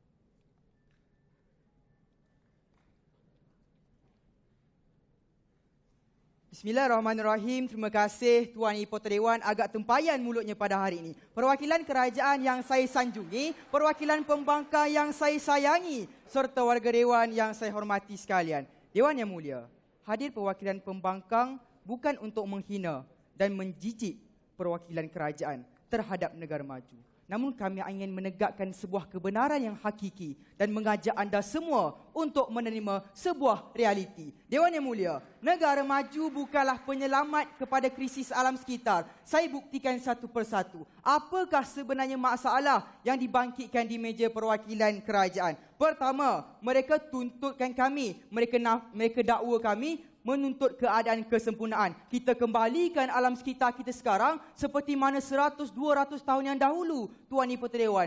Dewan yang mulia, kami tidak pernah menafikan perkara ini. Ya, agak sukar untuk kita nafikan. Kita nak bina gua semula, nak bina hutan semula, memang sukar. Namun, anda perlu tunjukkan keadaan penyelamat itu tidak menyebabkan punca kepada alam sekitar. Saya bayangkan satu contoh pada hari ini. Kita nak menyelamatkan seseorang, namun kita menjadi punca kepada beliau, Tuan Ipoh Dewan. Adakah itu keadaan penyelamat? Ada masalah, kita selesai. Ada masalah, kita selesai. Masalahnya pada hari ini, sehingga ke akhirnya, masalah tidak berjaya untuk kita selesaikan. Selagi mana negara maju menjadi punca kepada krisis alam sekitar. Itu yang pertama. Yang kedua, kata mereka nak melihat kepada keupayaan negara maju. Masalahnya pada hari ini saya berikan satu contoh yang mudah. Saya seorang yang kuat dan gagah. Nampak ni Tuan Ibu Ketua Dewan. Bagaimana pada hari ini, andai kata saya ada seorang yang gagah Tuan Ibu Ketua Dewan, namun saya tidak menggunakan keupayaan saya untuk menyelamatkan orang lain. Adakah itu menunjukkan keupayaan yang berhasil? Hadirin dan hadirat sekalian, sekadar ada keupayaan namun tidak ada hasil yang terbaik, maka itu bukanlah keadaan penyelamat. Nampaknya marah, dipersilakan. Yang berhormat, buktikan inisiatif lemah, bukan inisiatif tidak digunakan. Yang berhormat, kita lihat pada hari ini bagaimana negara-negara perindustrian besar masih tidak ada kesedaran. Mereka masih melepaskan gas karbon dioksida ke udara, makin meningkat pula saban tahun Tuan Ibu Ketua Dewan. Adakah ini yang kita katakan penyelamat? Inilah keadaan usaha yang lemah di meja perwakilan kerajaan. Maka saya kira selesai pembidasan untuk pembawaan perwakilan kerajaan. Kita beralih kepada yang ketiga di seberang sana. Banyak betul pertikaian beliau. Kita lihat pada hari ini mereka tuntut kami untuk tunjukkan kita perlu menghargai usaha-usaha negara maju. Tidak boleh untuk memandang serong. Yang berhormat, bagaimana untuk kami menghargai usaha negara maju seandainya negara maju sendiri tidak menunjukkan kesian yang baik kepada kita semua Tuan Ibu Ketua Dewan? Adakah kita boleh hukum negara maju ini penyelamat andai mereka terus melakukan kerosakan kepada muka bumi Tuan Ibu Ketua Dewan? Itu yang pertama. Yang kedua, mereka tuntut kami untuk tunjukkan krisis berlaku semakin parah. Dewan Yang Mulia, pencairan glasier di kutub Antartik, kutub selatan dan kutub utara. Kita lihat bagaimana disebabkan pelepasan gas karbon dioksida ke udara menyebabkan peningkatan suhu bumi yang akhirnya menyebabkan pencairan glasier berlaku. Dewan Yang Mulia, dijangkakan 20-30 tahun akan datang sebanyak 193 buah negara akan tenggelam. Saya takut Malaysia akan menjadi Atlantis yang kedua Tuan Ibu Ketua Dewan, di mana kita nak hidup selepas itu. Ya, dipersilakan buat kali yang terakhir. Yang berhormat, pada hari ini pengeluar emisi karbon terbesar dunia bukan negara maju. Sebaliknya China. Berikan respon. Yang berhormat, nampak tak? Pengeluar terbesar ialah negara China. Mereka katakan negara China mematuhi undang-undang. Namun bangkit pula beliau katakan negara China ini penyumbang terbesar. Di manakah keadaan penyelamat di meja perwakilan kerajaan? Saya tidak faham dengan mereka-mereka di seberang sana. Hujah kedua, pengawalan, kata mereka. Dalam hujah ini, ada suhu meningkat, ada pencairan glasier. Justru Amerika panggil dan gesa negara China untuk melakukan perjanjian. Akhirnya, isu selesai. Masalah di meja perwakilan kerajaan, mereka tidak pernah bangkitkan apakah perjanjian yang ditandatangani oleh kedua-dua belah pihak. Saya kira kerajaan Amerika ini cukup pandai. Mengapa? Mereka ini ibarat ketam mengajak anaknya berjalan lurus, akhirnya ibu ketam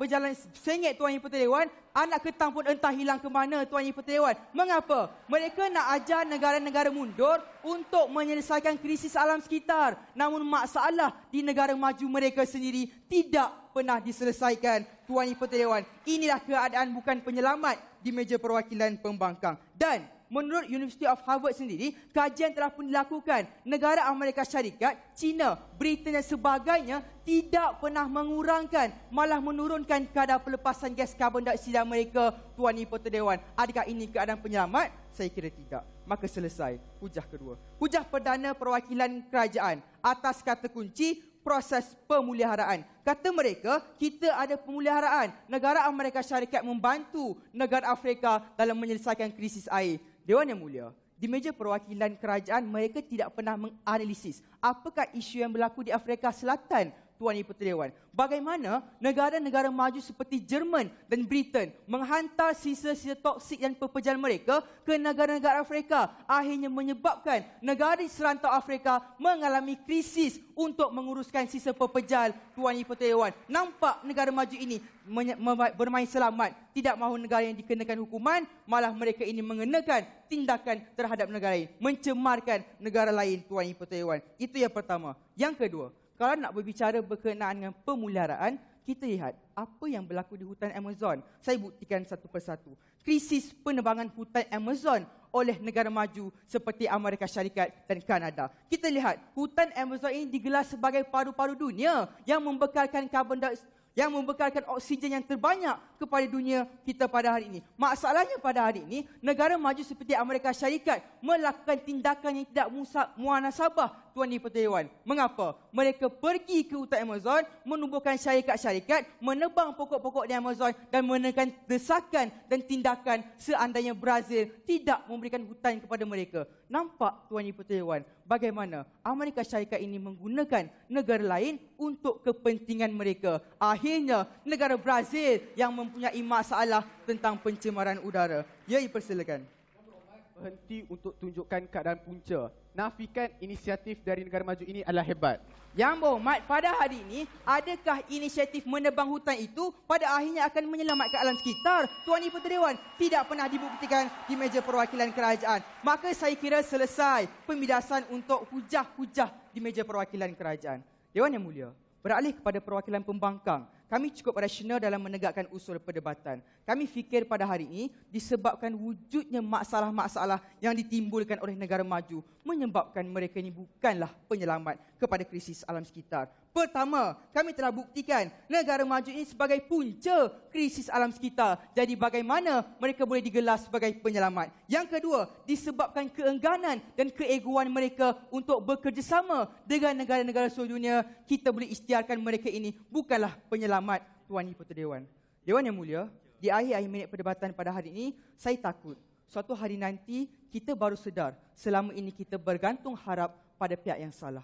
Kerana negara maju bukanlah penyelamat krisis alam sekitar. Fikirlah elok-elok, pandanglah masa depan. Mohon bangkang. Assalamualaikum.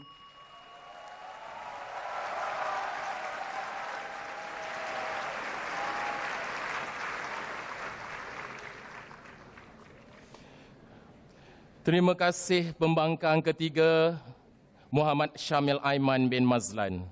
Pembahas yang bercita-cita menjadi jutera penerbangan ini dilahirkan pada 1 September 1999 dan kini menetap di Shah Alam Selangor.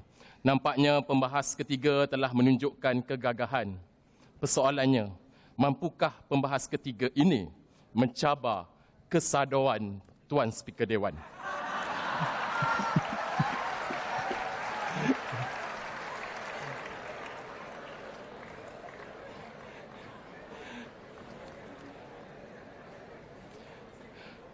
Para hadirin yang dirahmati, berhujah sudah, membidas pun sudah.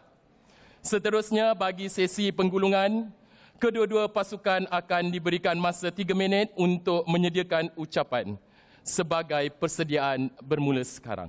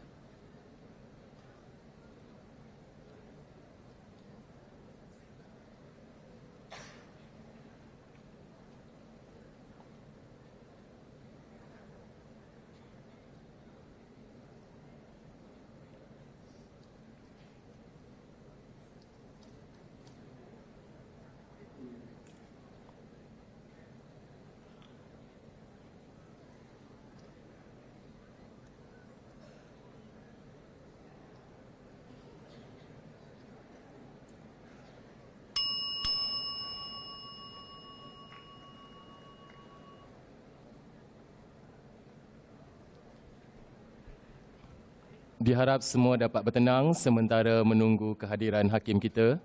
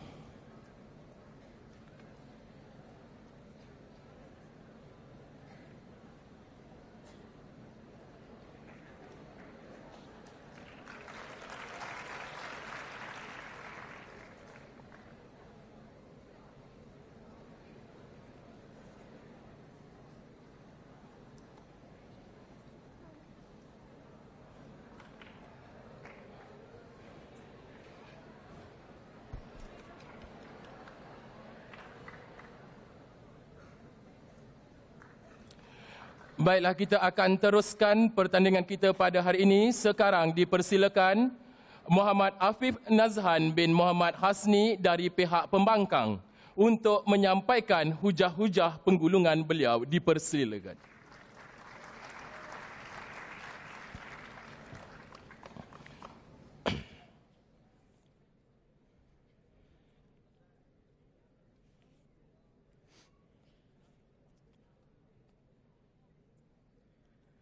Bismillahirrahmanirrahim. Assalamualaikum warahmatullahi wabarakatuh buat anda semua.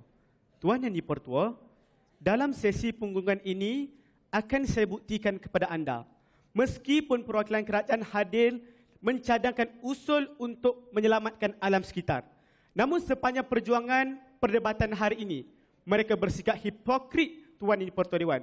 Mengapa?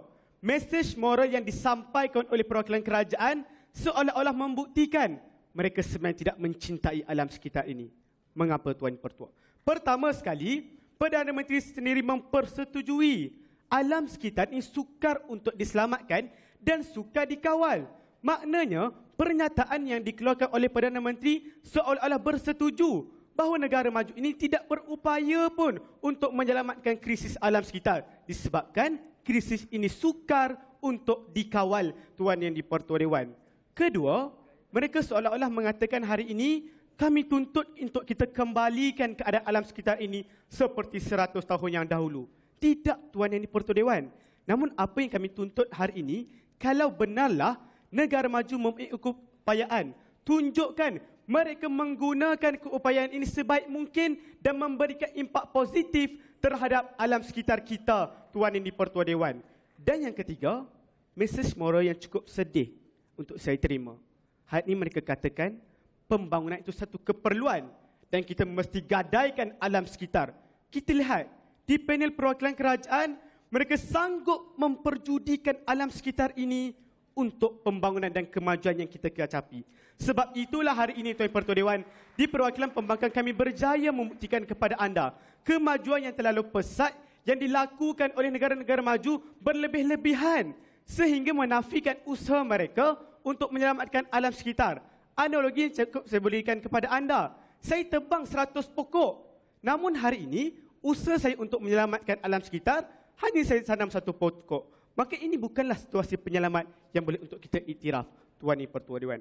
Masalah penghujahan pertama, bercerita mengenai peranan pemeliharaan, Tuan Yang di-Pertua Dewan. Masalah hujah ini, saya tunjukkan kepada anda. Krisis ini berlaku, puncanya siapa? Negara maju, Tuan Yang di-Pertua Dewan. Krisis sumber air yang berlaku di Afrika disebabkan penghantaran serta pengeksportan sisa-sisa toksik oleh negara-negara maju. Meskipun kita ada perjanjian Basel, namun di akhirnya apa? Impak negatif masih lagi terima. Kedua pula, sedarkah anda negara-negara maju ini bersifat memilih-milih untuk menyelamatkan krisis? Contohnya di Britain, mereka ada Delta Water Converter. Namun hari ini mereka tidak memperluaskan penggunaan teknologi ini. Mereka tidak membantu negara Indonesia yang sedang mengalami krisis sumber air bersih yang cukup teruk, Tuan Yang di-Pertua Dewan. Kedua pula, hujah mereka ingin bercerita mengenai keadaan terkawal. Namun persoalan perdebatan, apa itu sifat suatu terkawal, Tuan Yang di-Pertua Dewan? Sedangkan di perwakilan pembangkang kami tunjuk, pembebasan gas rumah kaca meningkat. suhu bumi meningkat, hutan Amazon ditebang setiap tahun, Tuan Yang Dipertua. Adakah ini krisis yang dikawal? Tidak, Tuan Yang Dipertua. Namun apa yang kami perjuangkan di perwakilan pembangkang, kami lebih menyayangi alam sekitar ini. Kita perlu akui masalah-masalah yang ditimbulkan oleh negara maju. Pertama, negara maju sendiri menjadi punca kepada krisis ini, Tuan Yang Dipertua Dewan. Dan hari ini, krisis ini tidak diselesaikan dan dikawal, malah bertambah teruk, Tuan Yang Dipertua Dewan. Kedua, keenganan negara maju untuk bekerjasama dalam menyelamatkan krisis alam sekitar. Kalau mereka berupaya, persoalannya mengapa mereka ingin bekerjasama untuk menyelamatkan alam sekitar ini, Tuan Yang Dipertua Dewan. Perjanjian demi perjanjian mereka langgar. Kita lihat, Tuan Yang Dipertua, di akhirnya, adakah boleh untuk kita iktiraf mereka sebagai penyelamat? Tidak. Saya mohon Tuan Yang Dipertua, usul hari ini ditolak. Assalamualaikum warahmatullahi wabarakatuh.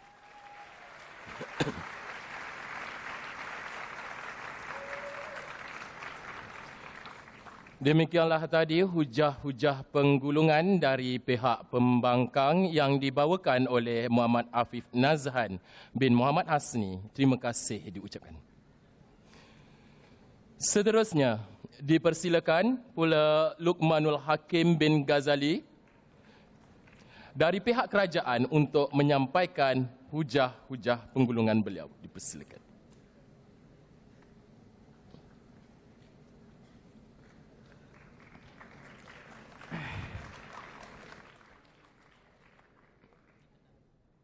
Dewan yang mulia, masalah perbahasan kita pada hari ini apabila bangkit perwakilan pembangkang ingin membincang isu lain, iaitu isu siapakah punca kepada krisis alam sekitar.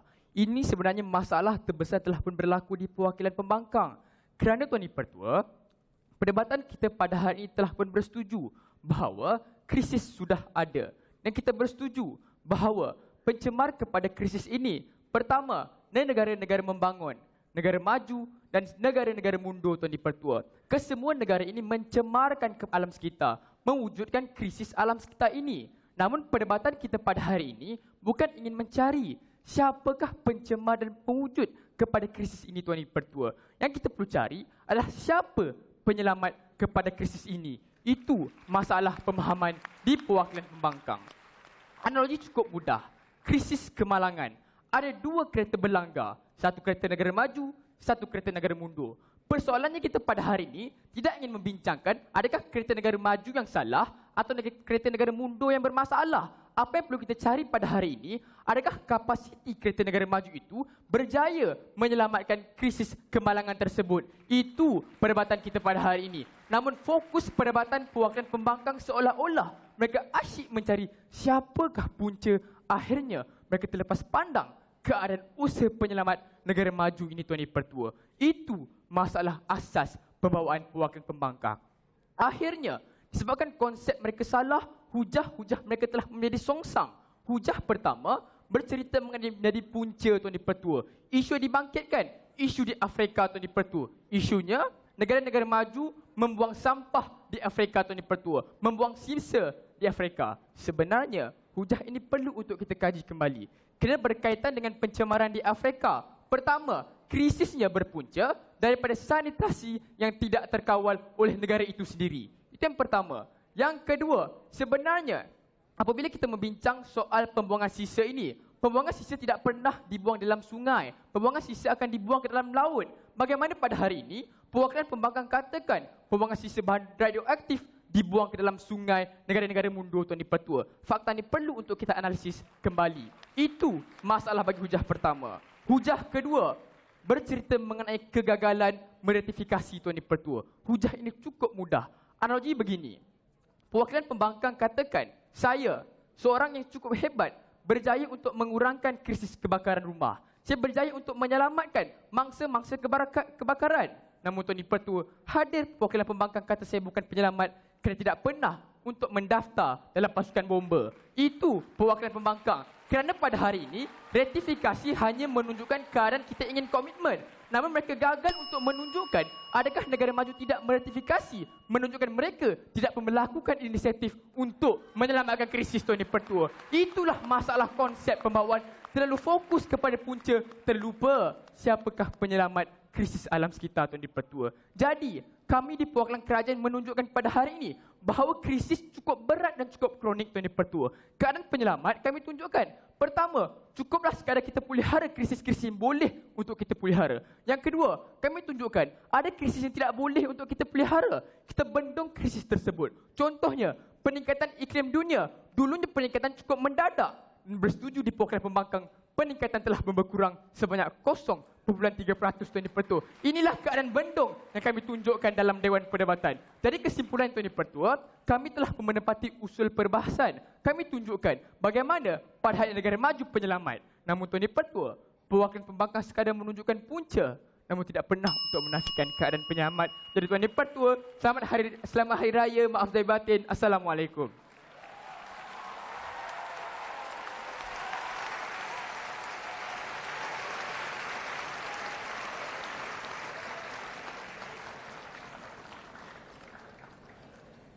Terima kasih diucapkan kepada Muhammad Faris bin Muhammad Idris yang telah menyampaikan ucapan penggulungan bagi pihak kerajaan. Yang di-Pertua minta maaf hari ini kerana mungkin yang di-Pertua silap orang. Maklumlah, tengah pening memikirkan sama ada usul hendak diterima atau ditolak. Baiklah para hadirin sekalian. Kenapa ada menteri-menteri yang tak bersetuju di belakang sana? Para hadirin sekalian, demikianlah tadi kita telah mendengar hujah-hujah bernas penuh bersemangat yang telah disampaikan oleh kedua-dua belah pihak, sama ada daripada pihak kerajaan maupun daripada pihak pembangkang. Dalam usul yang berbunyi, negara maju penyelamat krisis alam sekitar. Saya sebagai speaker Dewan pada hari ini, memohon ampun sekiranya ada terlanjur kata terkilaf bicara sepanjang perbahasan ini berlangsung. Sementara menunggu keputusan daripada panel hakim, saya serahkan majlis ini semula kepada saudara juruacara majlis. Dipersilakan. Terima kasih Encik Muhammad Halim bin Muhammad Dom.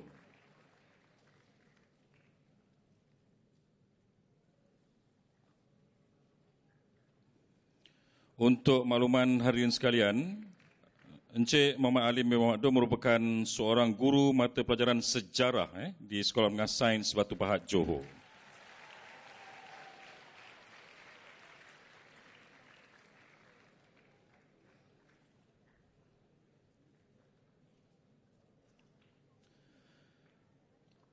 Begitulah tadi kita telah dapat menyaksikan kehebatan kedua-dua pasukan bahas bahasa Melayu yang telah menegakkan usul masing-masing.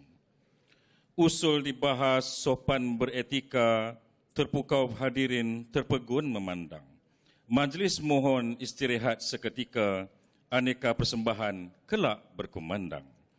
Hadirin sekalian, sementara menunggu panel hakim membuat keputusan, marilah kita sama-sama menyaksikan persembahan selingan daripada pelajar-pelajar SBP. Dimulakan dengan persembahan bicara berirama oleh para pelajar dari Sekolah Sultan Alam Shah Putrajaya dan diikuti dengan persembahan gamelan yang bertajuk Rise of Spirit dari para pelajar Sekolah Menengah Sains Kuala Selangor. Dipersilakan.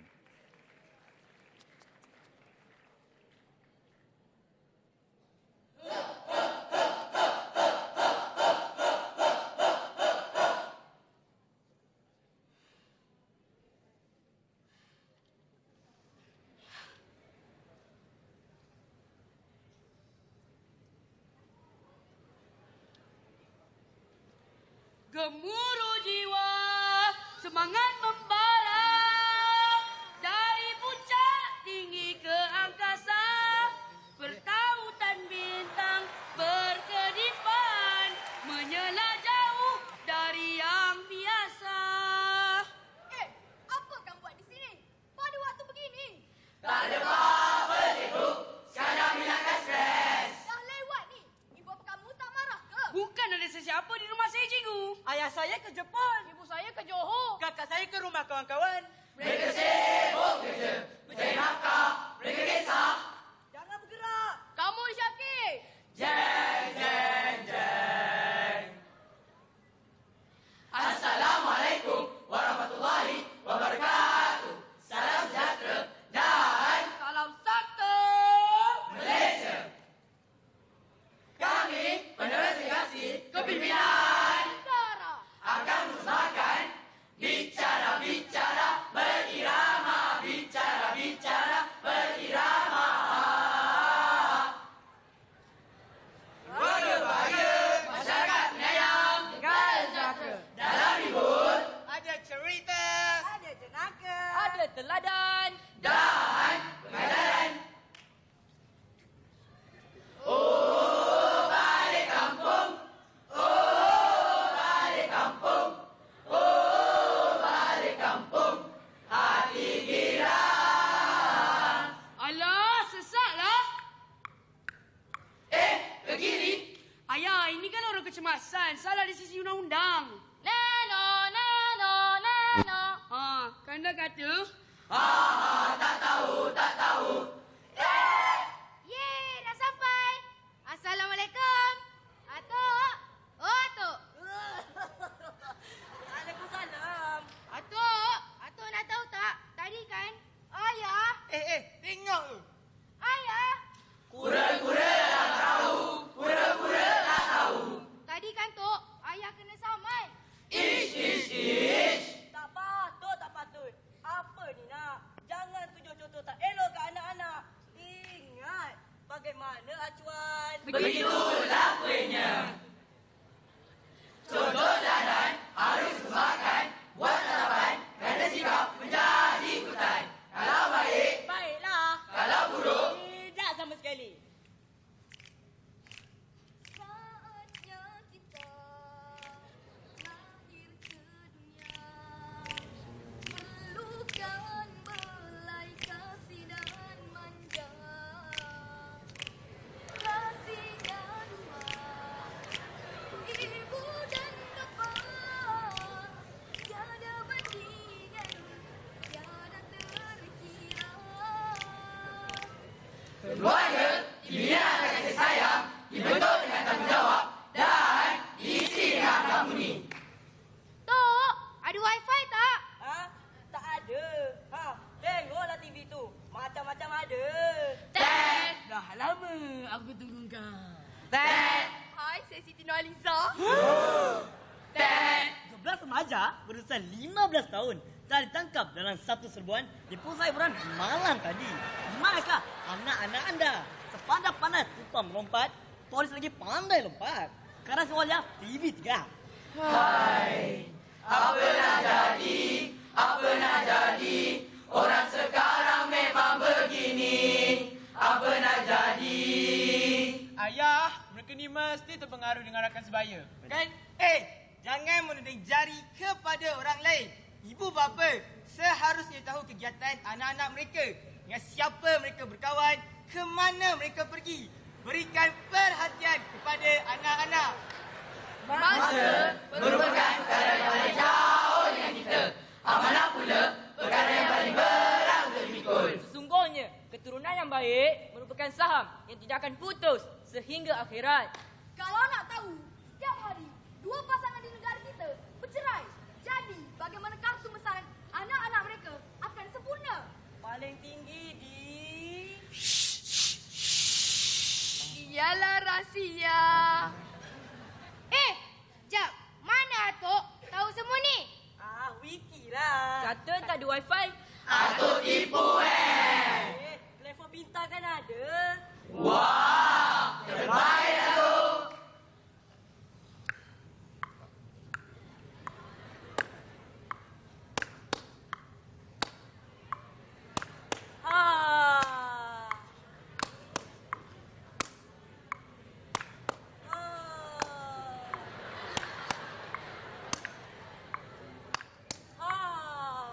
Adik, bangun. Dah buka puasa lah.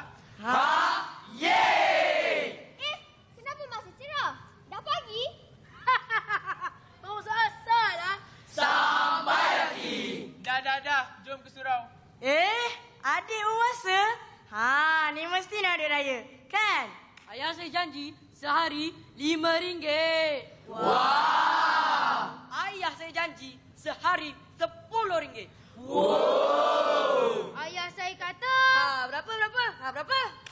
Puasa itu wajib sebab kita perlu rasa bagaimana menahan lapar dan dahaga.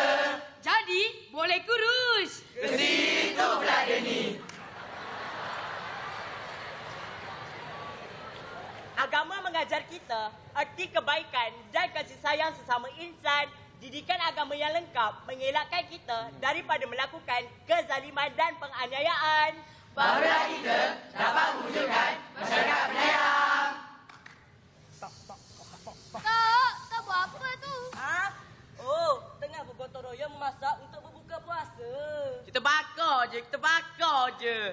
Mana boleh? Kita nak lagi salai kan? Bukan lagi bakar. Buat kerja dengan ikhlas. Jangan ambil ringan. Tidak kira apa yang kita lakukan, kerja itu satu ibadah. Ingat tu. Berikan aku 10 orang pemuda, pasti ku goncang ini dunia. Kata-kata Soekarno inilah yang telah membebaskan Indonesia dari cengkaman penjajah.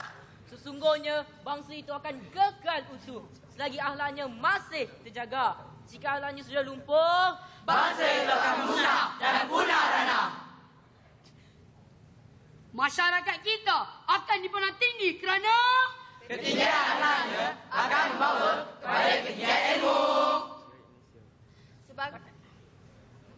Sebagai rakyat Malaysia, sebagai generasi muda yang akan memimpin negara, kita harus bersama, bantu-membantu dan saling menyayangi antara satu sama lain.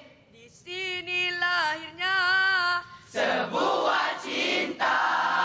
masyarakat yang cinta akan negara pasti akan mencorakkan masa depan negara yang lebih gemilang.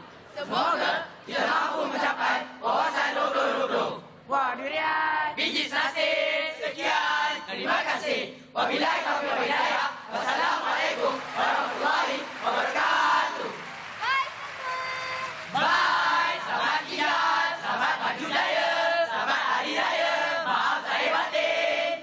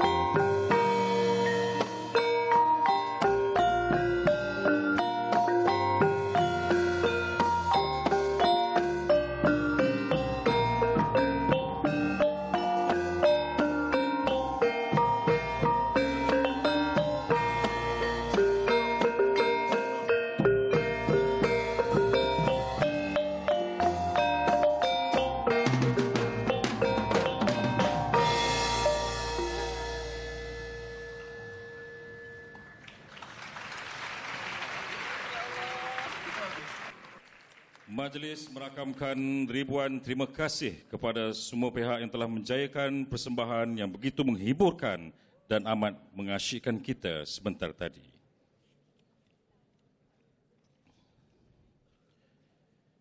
Hadirin yang dihormati, debaran menanti keputusan pertandingan akhir bahas bahasa Inggeris yang telah diadakan pada sesi sebelum ini dan bahas bahasa Melayu yang baru saja selesai sebentar tadi semakin kencang.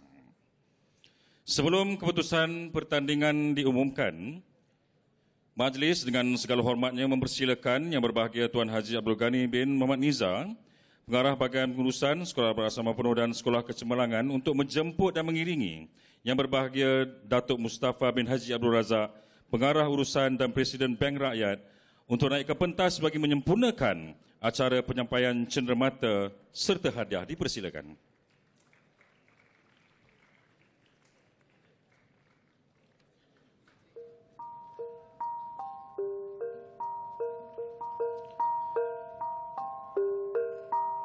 Majlis pada hari ini diteruskan lagi dengan acara penyerahan mock check penajaan daripada Bank Rakyat. Dipersilakan Yang Berbahagia Datuk Mustafa bin Haji Abdul Razak untuk menyerahkan mock check penajaan daripada Bank Rakyat kepada Yang Berbahagia Tuan Haji Abdul Ghani bin Muhammad Nizar. Dipersilakan.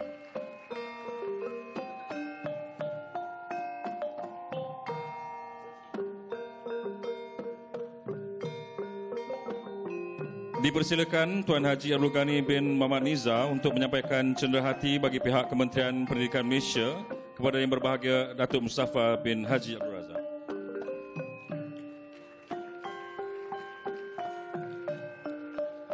Dan dipersilakan pula Yang Berbahagia Datuk Mustafa bin Haji Abdul Razak untuk menyampaikan cenderahati kepada Yang Berbahagia Tuan Haji Abdul Ghani bin Muhammad Nizar.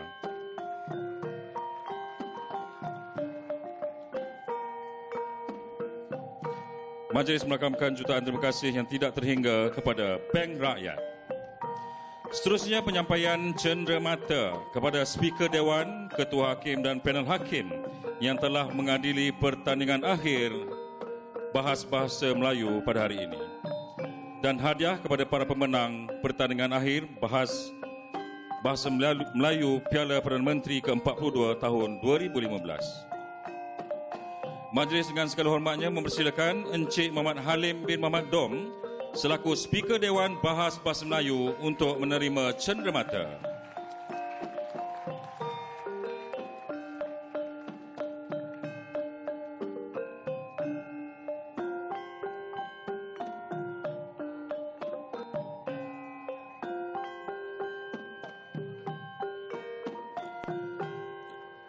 Dipersilakan pula barisan panel hakim Bahas Bahasa Melayu yang diketuai oleh Yang Berbahagia Dr. Syamsuddin Osman, Universiti Putra Malaysia.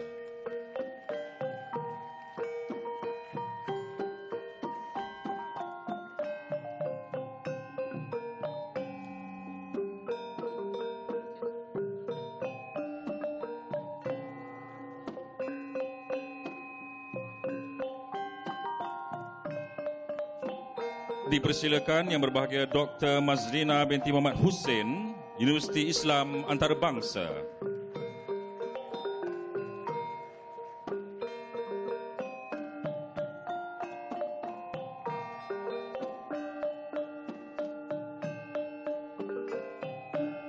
Dipersilakan Yang Berbahagia Encik Azizul Hakim bin Abdul Aziz, Pegawai Khas kepada Menteri Dalam Negeri.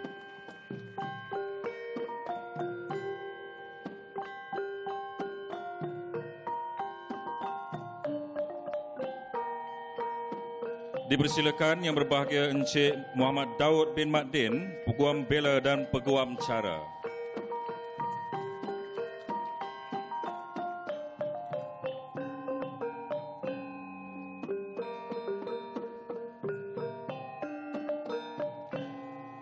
Dan dipersilakan Yang Berbahagia Encik Azrai bin Azmi, Institut Pendidikan Guru Kampus Pendidikan Teknik Nilai.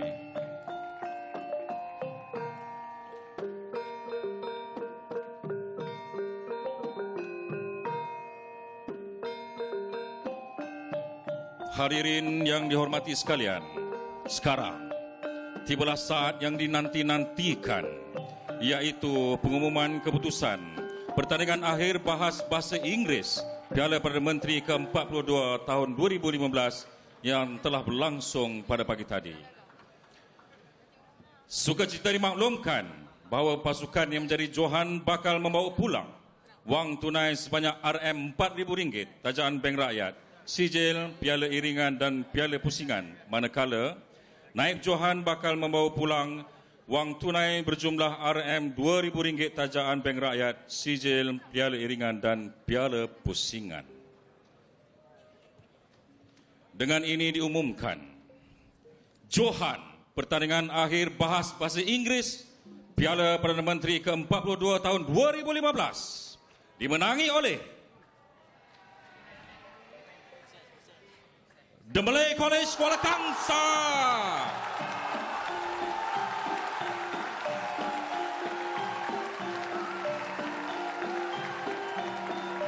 Sementara naib johan dimenangi oleh Kolej Tunku Kursiah Seremban. Dengan ini majlis persilakan Tuan Pengetua Kolej Tunku Kursiah bersama para pembahas dan guru pembimbing naik ke pentas selaku naib johan pertandingan akhir bahas bahasa Inggeris Piala Perdana Menteri ke-42 tahun 2015 untuk menerima hadiah dan cenderamata.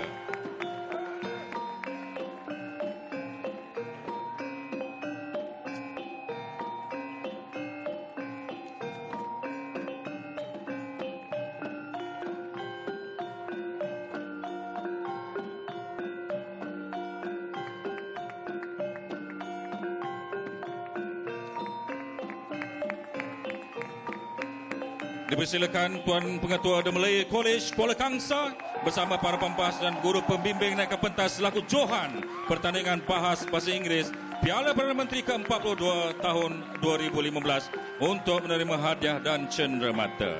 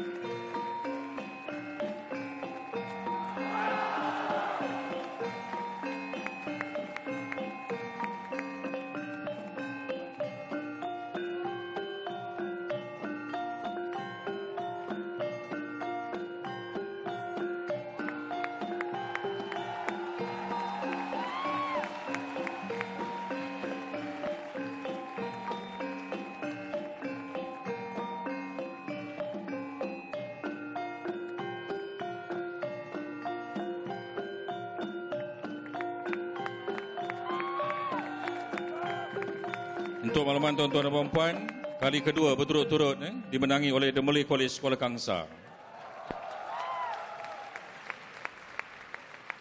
Diumumkan pula pembahas terbaik pertandingan akhir bahas bahasa Inggeris Piala Perdana Menteri tahun 2015 yang bakal membawa pulang wang tunai berjumlah RM1,000 sumbangan Bank Rakyat beserta piala iringan. Agak-agak siapa ni? Dimenangi oleh Adik Amir Anik bin Abdul Aziz dari The Malay College Kuala Kangsar. Dipersilakan untuk menerima hadiah dan cenderamata.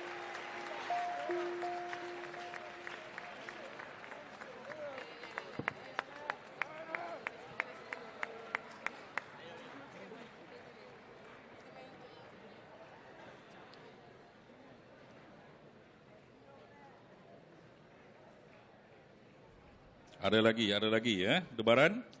Hadirin sekalian, beralih kita ke sesi pengumuman dan penyampaian hadiah kepada pemenang pertandingan akhir bahas bahasa Melayu Piala Perdana Menteri ke-42 tahun 2015.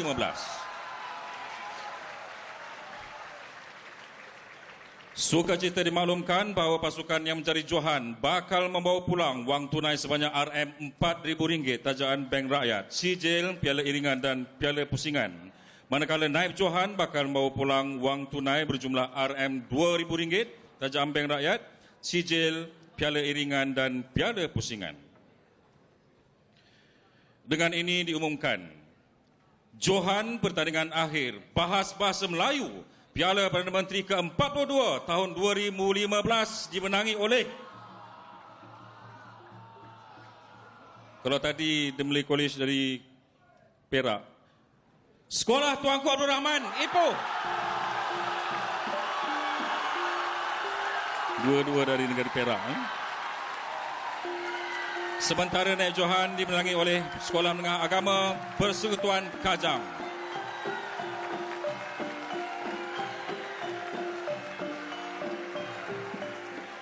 Dengan ini dipersilakan Tuan Pengetua Sekolah Menengah Agama Persekutuan Kajang bersama para pembahas dan guru pembimbing naik ke pentas selaku naib johan pertandingan akhir Bahas Bahasa Melayu Piala Perdana Menteri tahun 2015 untuk menerima hadiah dan cenderamata.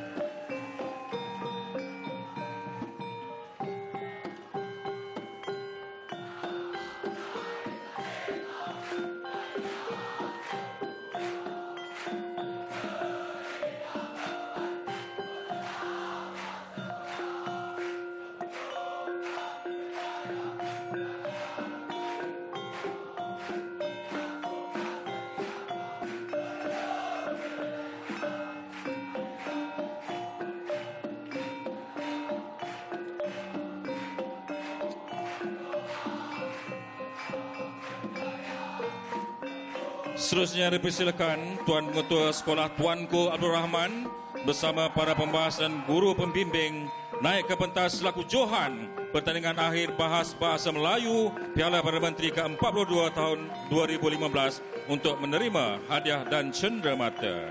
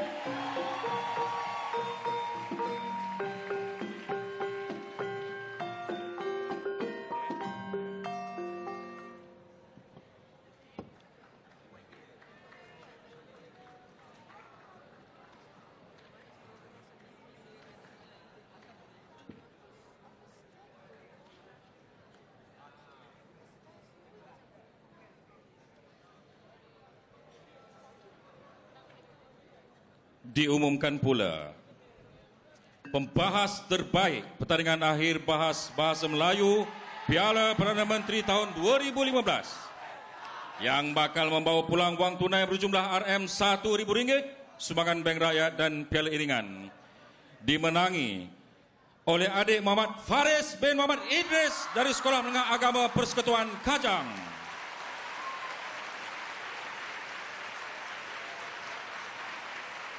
Dipersilakan untuk menerima hadiah dan cenderamata.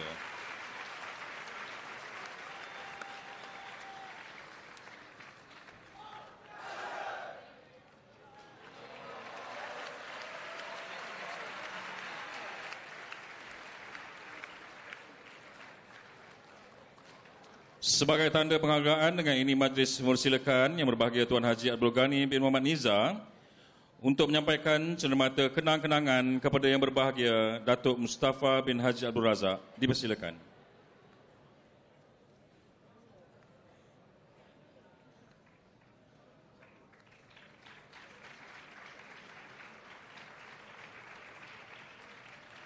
Acara seterusnya merupakan sesi fotografi para pemenang bersama-sama dengan Yang Berbahagia Datuk Mustafa bin Haji Abdul Razak serta div-div kehormat. Dipersilakan, TKC, dipersilakan ke hadapan.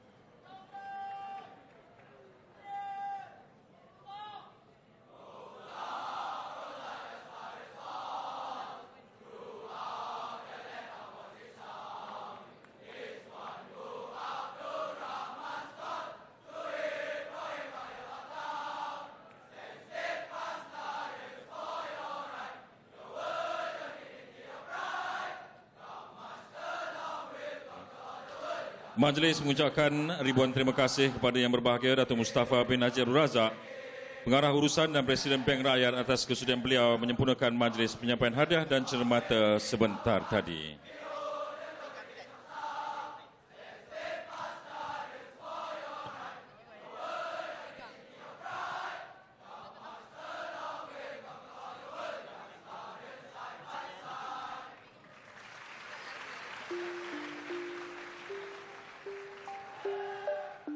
Para hadirin yang dihormati, demikian berakhirnya pertandingan akhir Bahas Piala Perdana Menteri ke-42 tahun 2015. Syabas diucapkan kepada para pemenang dan kepada yang kurang bernasib baik, tahun depan cuba lagi. Saya bagi pihak majlis merakamkan jutaan terima kasih kepada semua pihak yang telah bersama-sama menjayakan pertandingan Bahas pada hari ini. Andai kata terkasar lidah menyusun bicara dan tidak jika terdapat keterlaluan cara, saya menyusun 10 jari memohon kemaafan. Majlis mempersilakan Yang Berbahagia Tuan Haji Abdul Ghani bin Muhammad Izzah untuk menjemput dan mengiringi Yang Berbahagia Datuk Mustafa bin Haji Abdul Razak serta dip-dip kehormat untuk kejamuan di tempat yang telah disediakan.